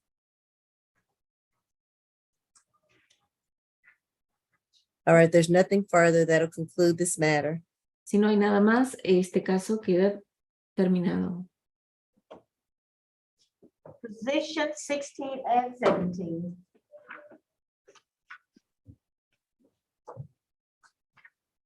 Your Honor, may I be dismissed? Yes, you may. Thank you. Have a good Thank you. weekend. You too. Bye-bye. All right, thanks. All right, this is 23 CR 003345A and 46A. First case with Edward Smith is a battery family violence. The offense date is December 15, 2020. The second case is a criminal trespass and damage to property. Offense date March the 11th, 2023. Pre-trial. 16 total. Last arrest was 2019 probation. On probation, possession of cocaine with intent, possession of a Schedule 2 controlled substance with intent to distribute, possession of a Schedule 4, possession of marijuana with intent. That's 16 SC 140518. 2017, they gave him 1 year to serve, 9 years probation. Possession of MDMA with intent, possession of cocaine with intent, possession of marijuana with intent. 19 SC 168513. 2020, they gave him 4 years and 6 months probation. He went to felony earlier for a lot of stuff. He got no bond for the felonies and got bonds on the misdemeanors and the 2010 ag assault conviction. That's it. All right. Deputy Falk. Yes, Your Honor. There are two incidents here. One was December 15th, 2020, at 3175 Middleton Road Northwest. That happened, the same victim is on both cases, Rakenya Curry. Ms. Curry reported that the defendant had come to their location to see their shared child for his birthday. An argument ensued. The defendant grabbed Ms. Curry's hair and jacket and threw her to the ground, causing swelling to her left hand and ring finger, which needed to be treated by a local clinic as well as EMTs at the scene. The next incident happened March 13th, 2023 at 3083 MLK Junior Drive. That was a barber shop that Miss Curry was sitting outside with her son. She stated she was sitting in her Chevy Impala with her son when the defendant, the child's father, approached the vehicle. Miss Curry opened her window a crack because, and it states this in the warrant, she knew his violent, or in the report, she knew his violent propensity towards her. The defendant then attempted to strike her, but struck the window instead, shattering it. The damage was approximately $400. I will point out that the defendant was charged with aggravated assault in 2010 under 10 SC 87473 and was convicted of one count of aggravated assault. However, I want to point out there were multiple counts of aggravated assault in that case, most of which were dead docketed. He was given 3 years to serve on count one, and at least one of the charges of aggravated assault resulted in the defendant pointing a gun at Rakenya Curry when we looked at the indictment. Additionally, there were 2 2014 cases for simple battery family violence and 1 2017 case for terroristic threats and acts. All of these cases, the defendant was arrested, charged, and then were later null-prossed by the request of Ms. Rakenya Curry because she did not want to prosecute on those cases. And all 4 cases involved Ms. Curry at some point. He also has new charges currently that he addressed in felony division, not only for drugs, but for cruelty to children in the 2nd degree for causing a laceration to the head of their child. Mr. Curry, the 13-year-old son of Rakenya Curry and the defendant. And on March 4th of 2023, which was just 9 days before our incident, he was also charged with reaching inside of the vehicle and punching Ms. Curry in the head. So, Your Honor, as you can see, there are charges going back to 2009. The incident, even though it was a 10 SC case, happened in 2009, going back at least 14 years involving Ms. Rakenya Curry and the defendant, and are all charges of violence, including the most recent charges. We do have some real serious concerns here about the pattern of behavior. It is consistent. It is not stopping. It approximately is about every 2 or 3 years, he is getting new charges for abusing Ms. Curry. And due to those offenses and due to our serious concerns, not only for the safety of this victim, but as well the risk of reoffense here, we are asking for a $5,000 cash bond on the family violence battery charge, no further contact with Rakenya Curry, stay away from 3175 Middleton Road Northwest, no alcohol, drugs, or weapons. On the offense of criminal trespass, we're asking for a $1,000 cash bond, no further contact with Rakenya Curry or her son, the 13-year-old, and I can pull up his name and put it in the chat for the litigation manager. Stay away from 3038 MLK Drive. That's the barbershop that Ms. Curry was frequenting at the time, and no alcohol, drugs, or weapons. That's all for the state. Yes, you can just give me the initials for the son. Yes, Your Honor, I'll pull that up and give that to you. Okay. All right, PD Jenks. Thank you, Judge. Mr. Smith is 34 years old. He is born and raised here in Atlanta. He is very close to the family that he has living in Atlanta. That's his aunt and uncle. He actually lives with them in their home. He does have his own business. It's called Balance. It is a freight solutions business that he started not too long ago. He does have his shared son, the 13-year-old, and he stated to me that he's very involved in his life. He sees him every day. We're asking for those bond amounts to be good bonds, Judge. Any kind of cash bonds in Mr. Smith's case would be tantamount to no bonds. And again, just reminding the court that this is an open charge and it's just an allegation at this point. So we're asking you to consider a good bond in these cases, not cash. And Your Honor, the child's name, who again is also a victim in the open case, is ES.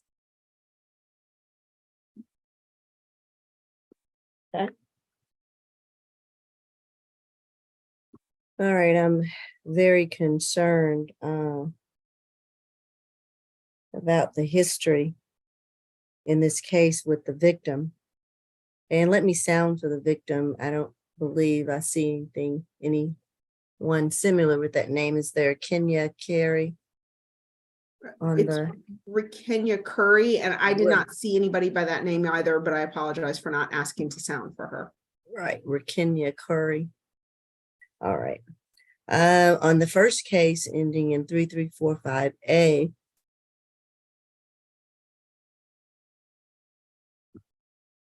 my only concern, I know that the offense date is in 2020. However, we do have the 2023 case. I'm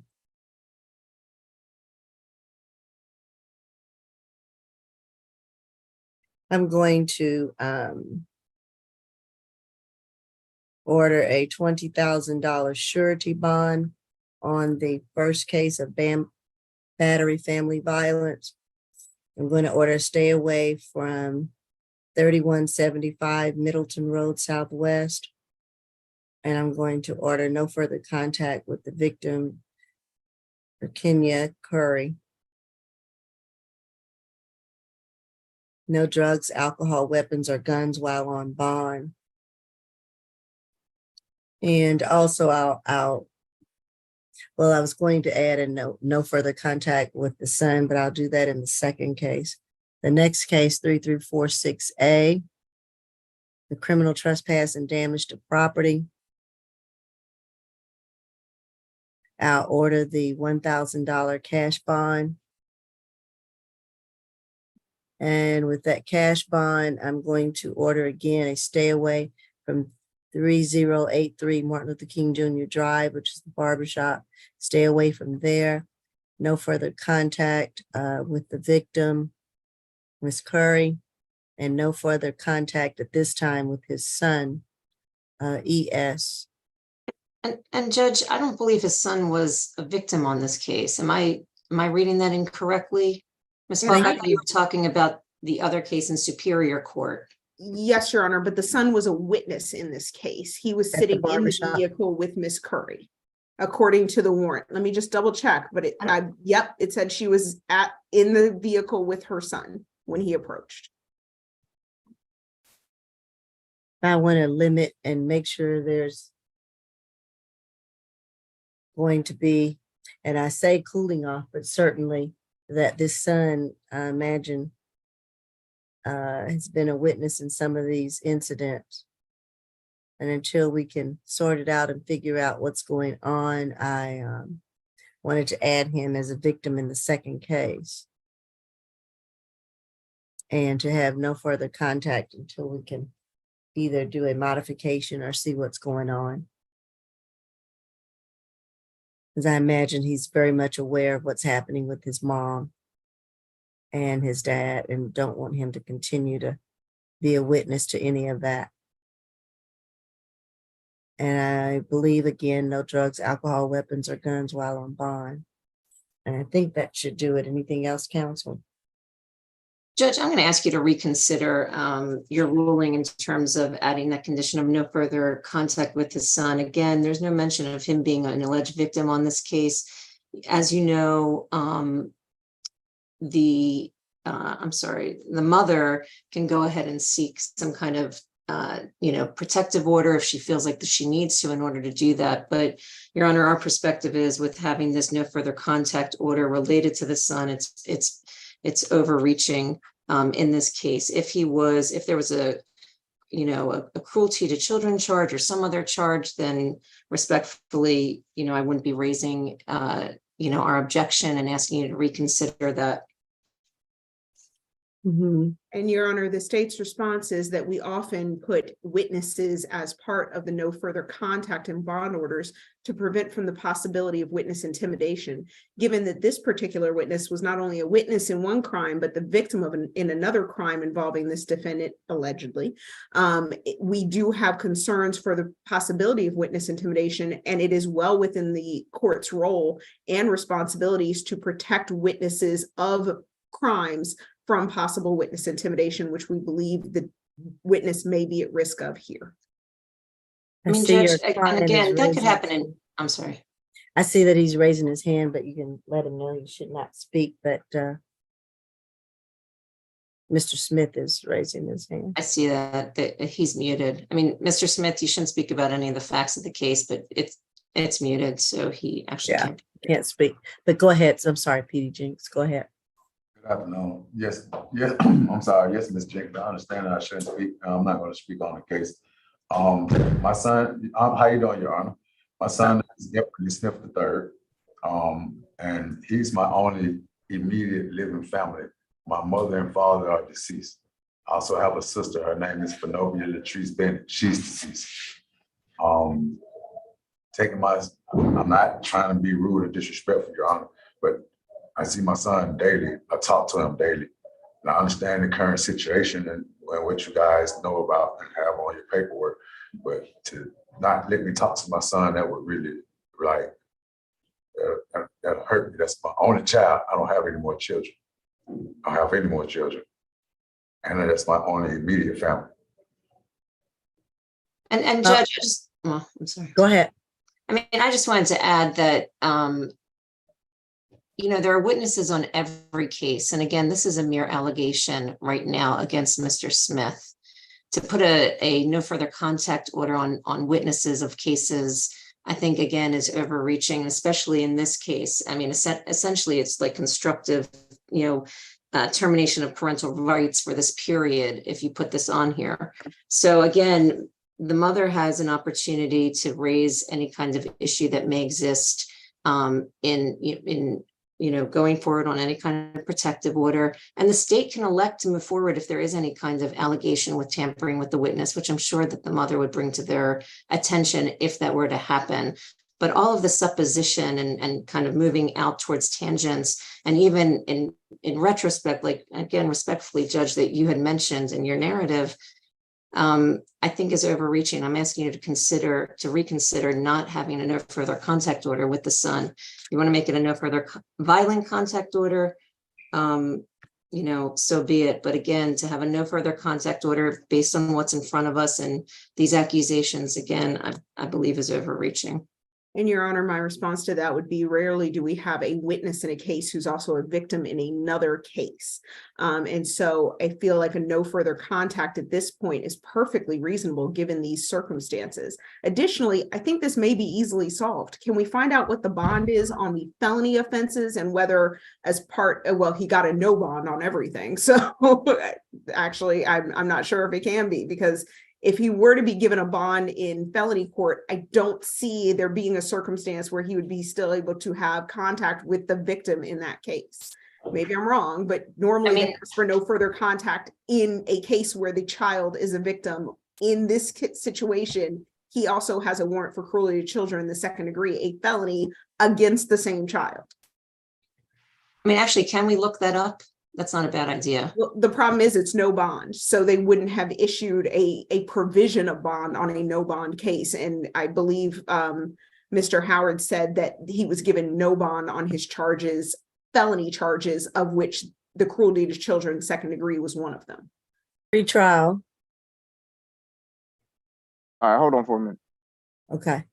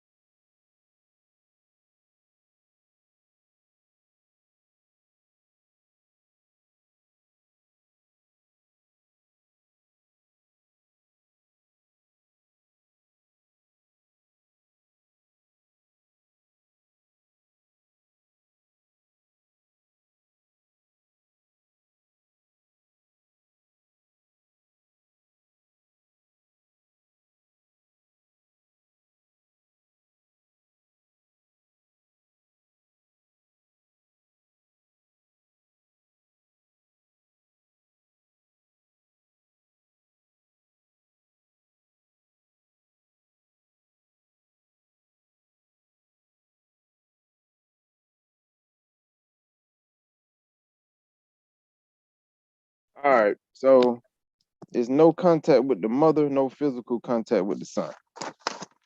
Okay. So since there's no physical contact with the son, I am going to order no further contact with the son as well. Because I, overall, my concern is that the son, being a victim on one, a witness on the other, he's seeing these things happen to his mother, which is just not good for him to see and to sort out in his mind as a 13-year-old, and for him to understand that that's certainly not the way any allegations or treatment should happen to his mother or any female in his presence. So I'm concerned about him continuing to be a part of these violent actions and allegations, which are not seeming to cease but continue. So I'm going to order no further contact with his son, and if there needs to be a modification, you all can file the proper motion for that at a later time.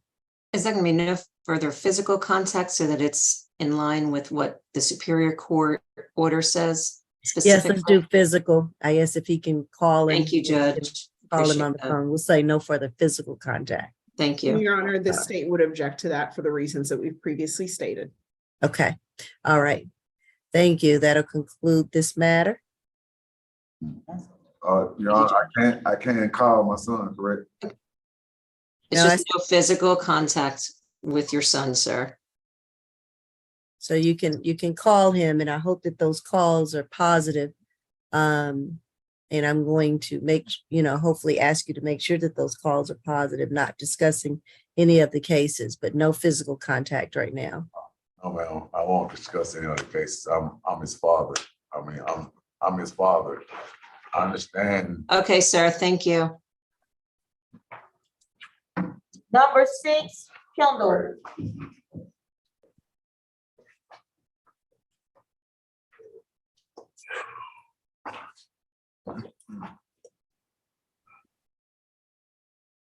This is 23 CR 0033337G, Derek Kendall, charged with 1 count of battery family violence, May 26, 2023. Retrial?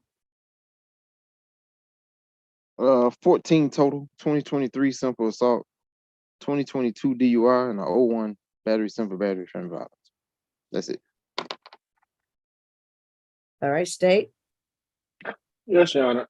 This incident occurred on May 26, 2023 at 2000 Monroe Place in Atlanta. Law enforcement met with the victim, who stated that the defendant kept striking her for no reason. She told officers that she lived there at the residence, and she called them because she was trying to take her belongings and leave. Law enforcement observed lacerations to the face and mouth, and an open wound on her arm. And the accused had an outstanding warrant for a previous assault against the same victim. There was a simple assault where both were charged because there were some issues identifying the primary aggressor. I believe that case was NOD. However, he's also charged with an aggravated battery from about 2 weeks before this incident. And I believe I handled that case as well when it was on SEA, where officers found the victim face covered in blood. She lost 2 teeth in that case. So the state has some very serious concerns with the history involving these two going back and forth. So we're asking for a $6,000 surety bond, no further contact with the victim, stay away, 1-day anger awareness, and no alcohol, drugs, or weapons. And when I checked on Odyssey, I believe he did not have a bond on that ag assault. Okay. PD Wills? Yes, Your Honor. I'm a little confused maybe about that. I'm not sure when he was charged. You said that was 2 weeks ago, but it appears he's in street clothes. So I just want to note that he is 56 years old. The incident location is his home. And he states that he recently had a surgery that has rendered him disabled. And so he has very limited income. He does qualify to receive our representation and services. He does have a high school diploma from DM Thera High School. He does not have any children under the age of 18. and he is currently single. He states that the alleged victim in this case was his caregiver, and also they began a romantic relationship after that. As the state stated, they both were arrested back in January, where those charges were dismissed. My client has very minimal criminal history. He has no objection to not having any further contact with the alleged victim in this case. And we would ask that he be allowed to return back to the property with law enforcement to determine whether or not the alleged victim has vacated the premises, as it is solely in his name. And so I would ask for a signature on bond, or a bond not to exceed $1,000, Your Honor. And quickly, the victim in this case is Jacqueline Russell. We would ask the court to sign for her when appropriate. Our office has not had any contact. Okay. Is Jacqueline Russell on the Zoom? Jacqueline Russell. Oh, he went to court for the ag battery already, and the battery DV. Yeah, he got no bond on the ag battery and $20K on the other charge. Just a FYI. Okay. Felony court was today. Yes. Okay, understood. All right, sorry. No bond and $20K. All right. I'm going to order the $6,000 surety bond. I'm going to order no further contact with the victim, Jacqueline Russell. I'm going to order no drugs, alcohol bond. I'm sorry, no drugs, alcohol, weapons, or guns while on bond. And I will order that he take a one-time law enforcement escort to his home, and that they determine that the victim does not reside there. And as long as she doesn't reside there or have any personal belongings there, he can reside there. If it is, then he must live elsewhere until she has vacated that home.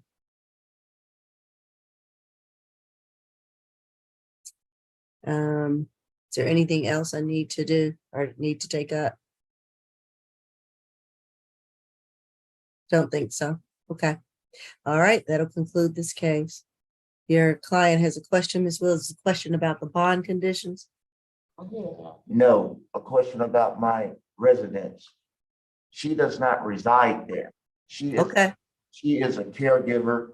As of right now, I don't know if that officer who arrested me earlier this morning or yesterday morning allowed her to continue to reside in my apartment.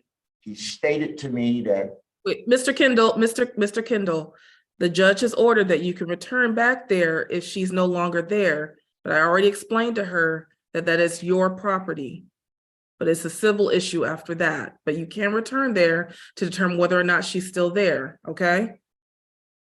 Right. Yes, I understand exactly what you're saying, but my thing is this. I do not know what type of communication her and this officer had yesterday morning, reason being, he got out the car with my keys and allowed her to enter into my home under the assumption, telling me that— Sir, you're getting into way too many facts right now. Do you have a question about your bond? If not, the bond has been set, okay? You can discuss all of those facts at a later date with your attorney, okay? In reference to the safety of my home. Yes. If you take the law enforcement with you, they'll determine, if you say she doesn't live there, I don't know about your keys and things of that nature. Maybe you'll just have to get the locks changed. All right. We're gonna go ahead and do Mr. Strickland, position number 19. Okay. One moment, Judge. Can I have some clarification on Mr. Jones? I spoke with him, I interviewed him, and it wasn't until the end of our conversation that he indicated that he had an attorney. Has anyone reached out to Mr. Chuck Douglas to determine whether or not he has hired him? All right. I'm assuming, Ms. Champion, there's been no entry of appearance filed. Ms. Champion? I'm checking right now, but no, there's no entry filed on this case.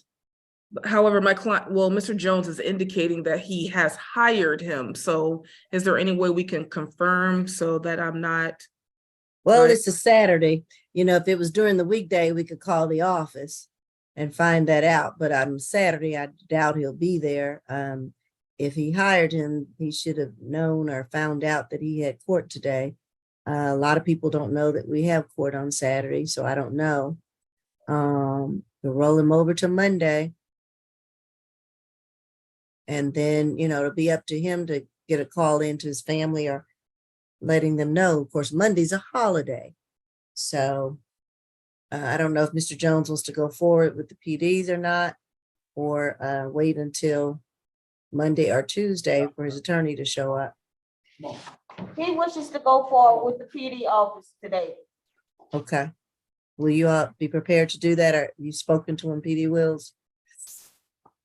I have, my only concern is whether or not he actually, if he's paid money for another attorney, I cannot represent him. So that is my main concern. Yeah, that would be a conflict. Yeah, I understand that.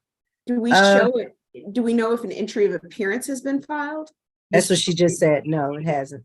Well, You know, oftentimes with the quickness of these, they have not been filed most of the time, not by the time we have C, you know, in 24 hours. and I understand, but without an entry of appearance, currently he is unrepresented, formally unrepresented. And if the defendant is saying he wants the representation of the PD's office and is waiving having another person represent him at this time to avoid having to maybe wait till Tuesday, then I think that is the defendant's option in light of the fact there is no person with a formal entry on record. Okay. I just heard from Ms. Jinks. I will proceed. As I stated, I have had the opportunity to interview him, so I do not need to speak with him again. I didn't find out that he was represented. Okay. Conversation. Right. So, All right, thank you. I appreciate it. And- Yes, and ma'am. Judge, not to interrupt, but may I be excused? My business has been You don't want handled. to stay with us. Well, I've got something. I'm actually taking my kids to see Ed Sheeran tonight, which starts in Oh, an yeah, hour and a wow. half. Enjoy. All right. Thank have a you. good Okay, holiday. good to see you. Have a safe holiday. All right, you too. Thanks.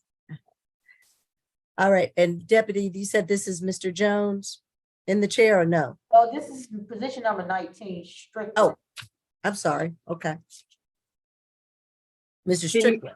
In your honor, that case is going to be a plea. I have already sent the paperwork to Ms. Champion and Mr. Jordan. All right, we ready for the plea? Yes, Yes. yes. I plead no low contendo. Now, hold on, Mr. Strickland. I know you're ready, but I need to make sure we have the paperwork and we're ready. Ms. Yes, Champion? Your Honor, I have the paperwork. Okay, good. All right, thank you. Mr. Strickland, I understand that you want to plead guilty in case number 23 CR 003350J to one count of theft by shoplifting and one count of willful obstruction of a law enforcement officer. Those two charges you're pleading guilty to? Yes, And you're doing this as a pro se plea representing yourself, is that correct? correct. All right, and you understand the consequences to representing yourself, and you should know all the laws of the state of Georgia. Yes, And you are ready to go forward knowing that. yes. Okay, all right, I'm gonna ask you a series of questions, but before I do that, let me have the state tell me what the plea terms are. Yes, Your Honor. The state's recommendation is 12 months with 1 day to serve, credit for time served, release time served, balance of the probation suspended, stay away from Savi provisions at 950 Marietta Street Northwest. Count 2, just 1 day time served, credit for time served, release for time served. In short, this incident happened May 20th. Defendant entered the store, took cheese and a piece of cake, and then when the officer tried to arrest him, pulled away from the officer. And you said the name of the store is Sabi, SABBI? I believe they have it spelled SAVI, but actually now that you just said it that way, let me just double check. It is SAVI provisions. Okay, SAV. V is in Victor. Okay. Yes. All right. And so that's the only conditions to stay away from there. All right. Is that your understanding of the plea, Mr. Strickland, plea terms? Yes. Okay. All right, I will ask you these series of questions and then determine that your plea is free and voluntarily, okay? All right, let me ask you first, excuse me. Are you presently under the influence of any drugs, alcohol, or medications at this time? No. All right. Do you understand that by pleading guilty, you're giving up and waiving the right to the presumption of innocence? And do you understand that by pleading guilty, you are giving up or waiving the right to remain silent and not testify against yourself? Yes. And do you understand that you're giving up and waiving the right to trial by judge or jury, whichever you prefer? Yes. And are you prepared to give up and waive these rights today? Yes. Has anyone told you that you will receive a lesser sentence for pleading guilty? No. Has anyone promised you anything to plead guilty? No. And do you understand that if you're currently on probation, your probation could be affected by this guilty plea here today? Yes. All right.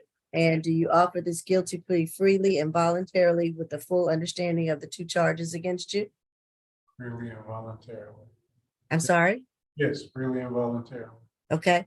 And so as to the charge of theft by shoplifting, how do you plead? Guilty. And as to the charge of willful obstruction of a law enforcement officer, how do you plead? Guilty. All right, I will accept your guilty plea today. And again, your balance of your probation is being suspended 1 day, credit for time served. And you are to stay away from the Savi Provisions, which is a store located at 950 Marietta Street Southwest. You will be able to do that? No problem. All right, good luck to you. That will conclude your plea and it is accepted. Position number 5 is next, Mr. Jones. Okay.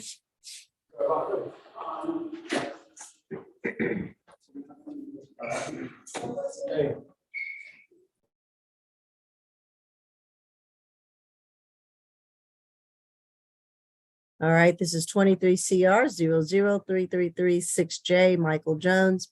Charged at 1 count of battery, family violence, second to 3 counts of cruelty to children in the 3rd degree, all with the offense date of April 12th, 2023. Pretrial. 7 total. 2019 theft by taking. Dismissed. 2018 simple battery DV, first offender, and 2011 probation. All right, state. Yes, Your Honor. This incident occurred on April 12, 2023 at 3242 Spanish Trail, apartment 1 in East Point, Georgia. The defendant, the victim told law enforcement that the defendant grabbed the victim while holding their minor child, RJ, 3 years old. Once the victim was able to free herself from the defendant, the attack by the defendant caused the victim to break her nails, and she also ended up injuring her foot, which caused swelling to her foot. So the state's recommendation on this case is a $7,000 charity. That's $4,000 on the battery, family violence, $1,000 for each of the cruelty and the third, 1 day anger awareness, no alcohol, drug or weapon, given the defendant's criminal history. All right. Okay. PD Wills. I'm sorry, what was the bond recommendation, the bond amount? Bond amount was a total of $7,000, the breakdown being $4,000 on the battery, family violence, and $1,000 for each of the cruelty and the third. Thank you, sorry. Mm-hmm. Mr. Jones is 39 years old. He is a native of Georgia and Atlanta. He's employed by GXO as an IT technician. He's been there for the past 4 years and will not qualify for our services moving forward. He does have a high school diploma from Westlake High School, as well as some college. He has 2 children, which he shares with the alleged victim, a 3-year-old and a 4-year-old. He is currently unmarried. As it was stated earlier on the record, he does not have any significant criminal history. this incident did take place back in April 12th. My client stated that he was allowing the alleged victim to live with him, reside with him, along with their children, to help his children, not necessarily the alleged victim. However, the alleged victim wanted to argue on this day, became aggressive, was irate. Mr. Jones states that he attempted to gather both of his children and take them in the home so that they wouldn't be exposed to her behavior, that the alleged victim at that time grabbed hold of his daughter. He immediately let go so that his daughter wasn't harmed in the incident. And he states that the alleged victim actually videotaped the entire incident, and he denies all allegations. He states that the alleged victim has a history of filing complaints against him and filing false charges against him. There currently is a protective order where neither should have any contact with the other at this time. And the complaining witness has continued to contact Mr. Jones without his consent or desire. He has no desire to have any further communication with her at this time. The incident location is his home, so I would ask that he be allowed to return home. It's my understanding that the alleged victim is no longer living there, and she's actually had her new partner reach out to him and threaten him. So my client has no desire to have any contact. He just wants to be able to spend time with his children. For all of those reasons, I would ask for a signature on bond. Again, my client does not have a significant criminal history. He had first offender 5 years ago, and he's almost 40 years old, Judge. If Your Honor is not so inclined, I would ask for a bond not to exceed $1,000. Your Honor, if I may briefly, our office has had contact with the victim, Quenisha North, and I believe she is on the Zoom call. But according to our victim advocate notes, she does have the current TPO. There is an active DV case involving the two out of DeKalb County. This incident began over a dispute about him giving the kids sweets late at night. She did come back from South Carolina, and she has been staying with the defendant until her place was ready. But in this particular night, he became agitated with her, and he mushed her in the face, grabbed her by the neck with one hand. She fought him off, which caused her nails to break. She then stated that she went to get the kids to leave. He hit her with his body, causing her to fly across the room and hit the floor. She got up, got the two kids, and went to the front door. And he said she became concerned because he has a firearm. And she does wish to have no contact, and she also wished for him not to have any weapons or anything of such sort. And she stayed in the car and called the police, and she now lives in Rockdale County. And she said that even with the TPO, he has continued to reach out and contact her, and she wants to know further contact and to stay away. But if she's on the Zoom call, that's the court to sign for her. Okay. Ms. North, Quenisha North. Yes, ma'am, I'm here. All right. Do you wish to address the court today? Yes, ma'am, I would like to, if I may. All right. Raise your right hand for me. You affirm that the testimony that you're about to give is the truth and nothing but the truth under the penalty of perjury? Yes, ma'am, I do. Okay. And you're not driving, correct? Oh, no, ma'am, I'm just sitting in my car. Okay. All right. Go ahead. What would you like to tell the court today?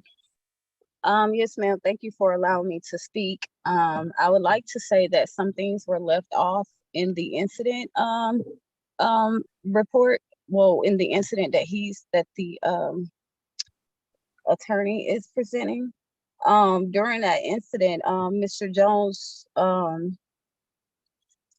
aside from him striking me in the face and aside from us fighting over my daughter, Mr. Jones did abuse my dog as well. He beat my dog that night and he threw my dog out of the house. My dog was thrown at least about 50 to 100 feet. I think that's important.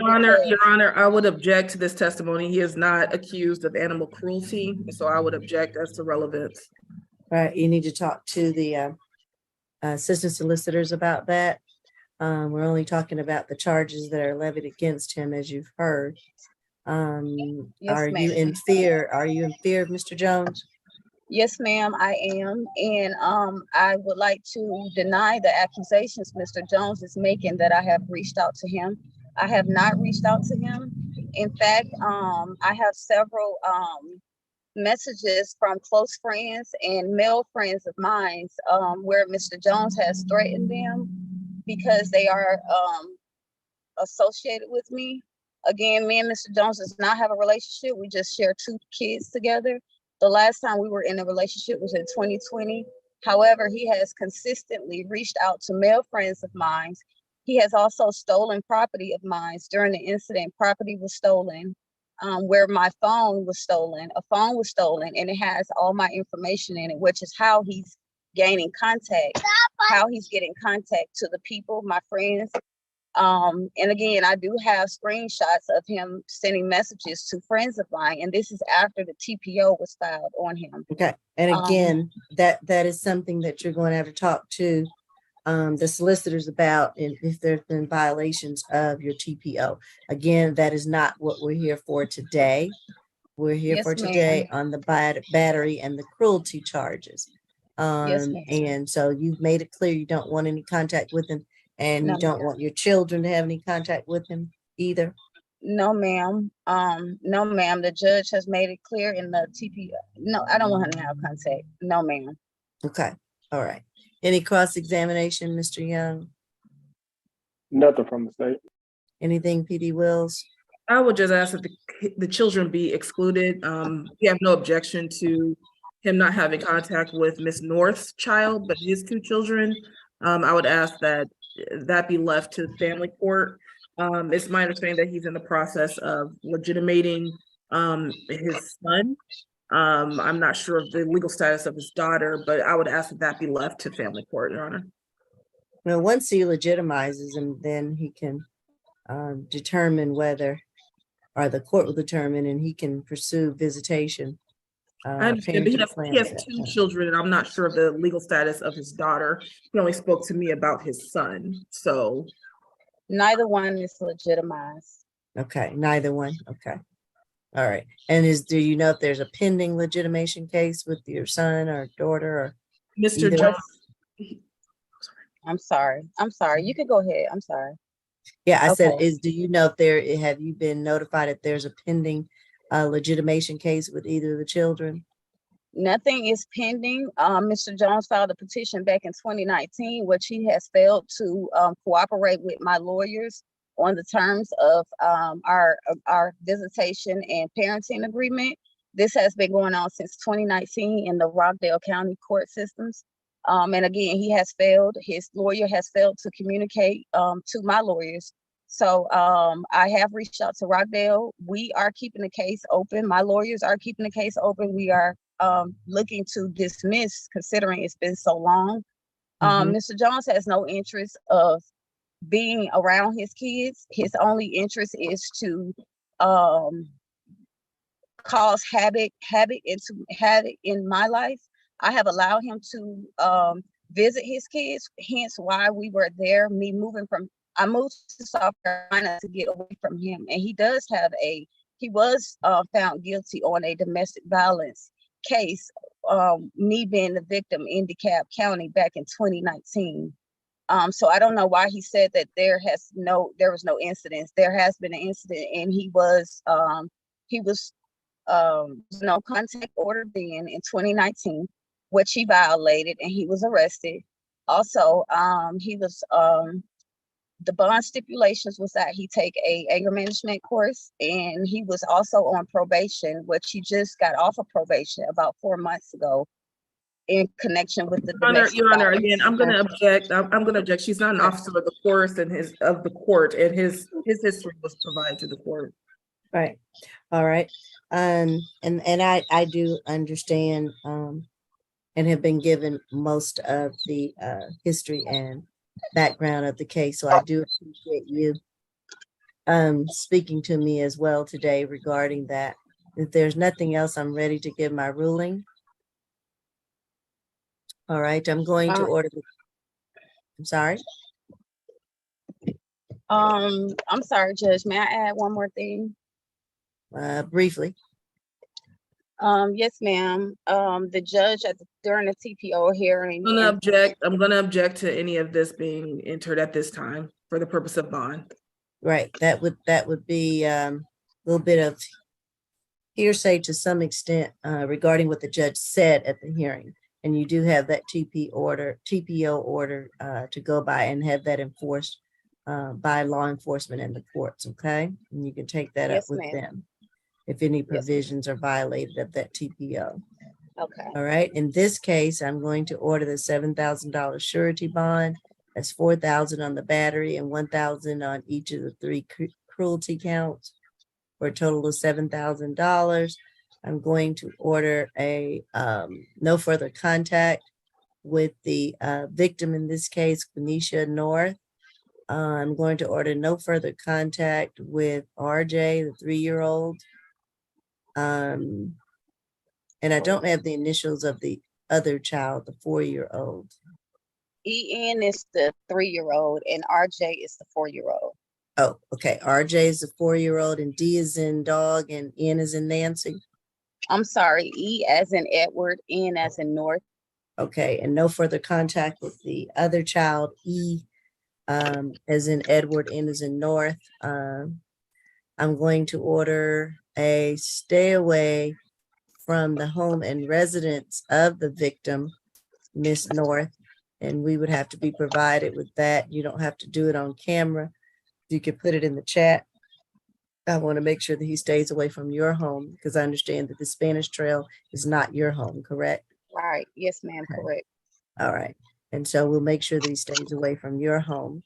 I'm going to order no drugs, alcohol, weapons, or guns while on bond. Mr. Jones, if you have a gun, you need to turn it over to the sheriff's department. And that's all I'm going to order at this time. And Mr. Jones, I know your hand is up, but I know what your attorney's getting ready to tell you. Mr. Jones, unless you have a question about your bond, I would advise you not to say anything, especially considering the fact that you have hired or you may have hired other counsel. Okay, that's fine. All right, that will conclude our case. Thank you, Ms. North, for your time. If you want to have your address currently, if you want to have that added to the bond order, you can put that in the chat to give us your address. Otherwise, I'll just say that you cannot, come around you wherever you are and you must stay 200 yards away from you. But if you want a particular address, you'll have to provide that to the court in the chat to Ms. Champion. Yes, ma'am. Okay.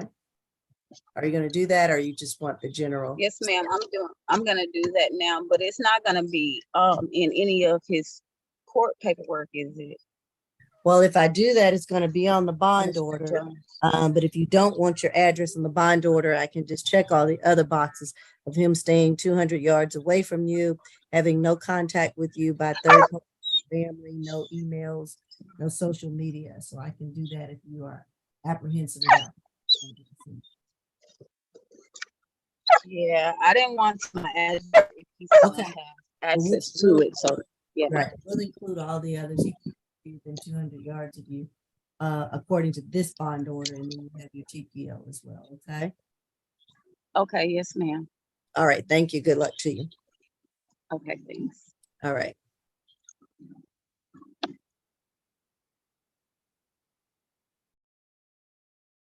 And is that,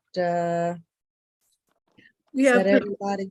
Position 1, Your Honor. I waived his appearance. I sent that waiver to Ms. Champion earlier.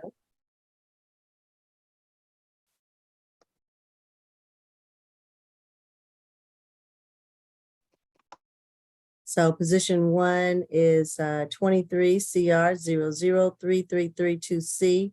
Ricky Freeman, charged with 1 count of criminal trespass and damage to property. Pretrial. 6 total. Last arrest was 2020 probation. He got open trespass and damage to property. Possession of a knife or a firearm during the commission.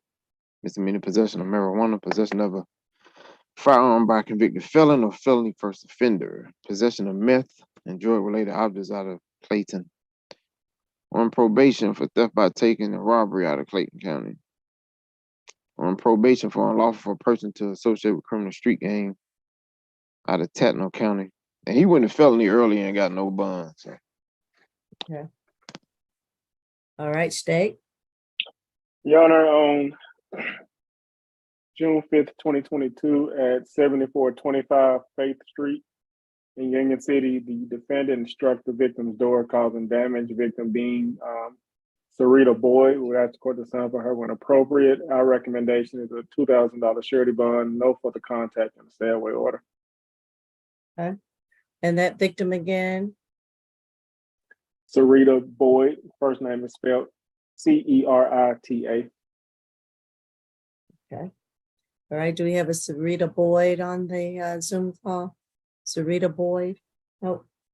All right. Go ahead, PD Wills. Thank you, Judge. My client is 25 years old. He is a native of Atlanta. Prior to his arrest, he was employed by DHL as a forklift operator. I believe he and Ms. Boyd were engaged in a relationship previously. Again, this incident happened last summer, almost a year ago. He is staying away from the incident location. He has no objection to not having any further contact with her and has not had any contact with her. As it was stated, he currently has no bond. I would ask for a signature on bond in this case, or a $500 surety bond, as this is a criminal trespass. Okay. I'm going to order the $2,000 surety bond. I'm going to order a no further contact with Sarita Boyd. I did not hear a stay away. Is that correct? We're asking for a stay away from 7425 Faith Street in Union City. 7425 Faith Street. Oh, FAITH? That's correct. Okay. And a stay away from 7425 Faith Street in East Point. No drugs, alcohol, weapons, or guns while on bond. And I believe that's it. Anything else from either counsel? Nothing from the state. All right. Thank you, Judge.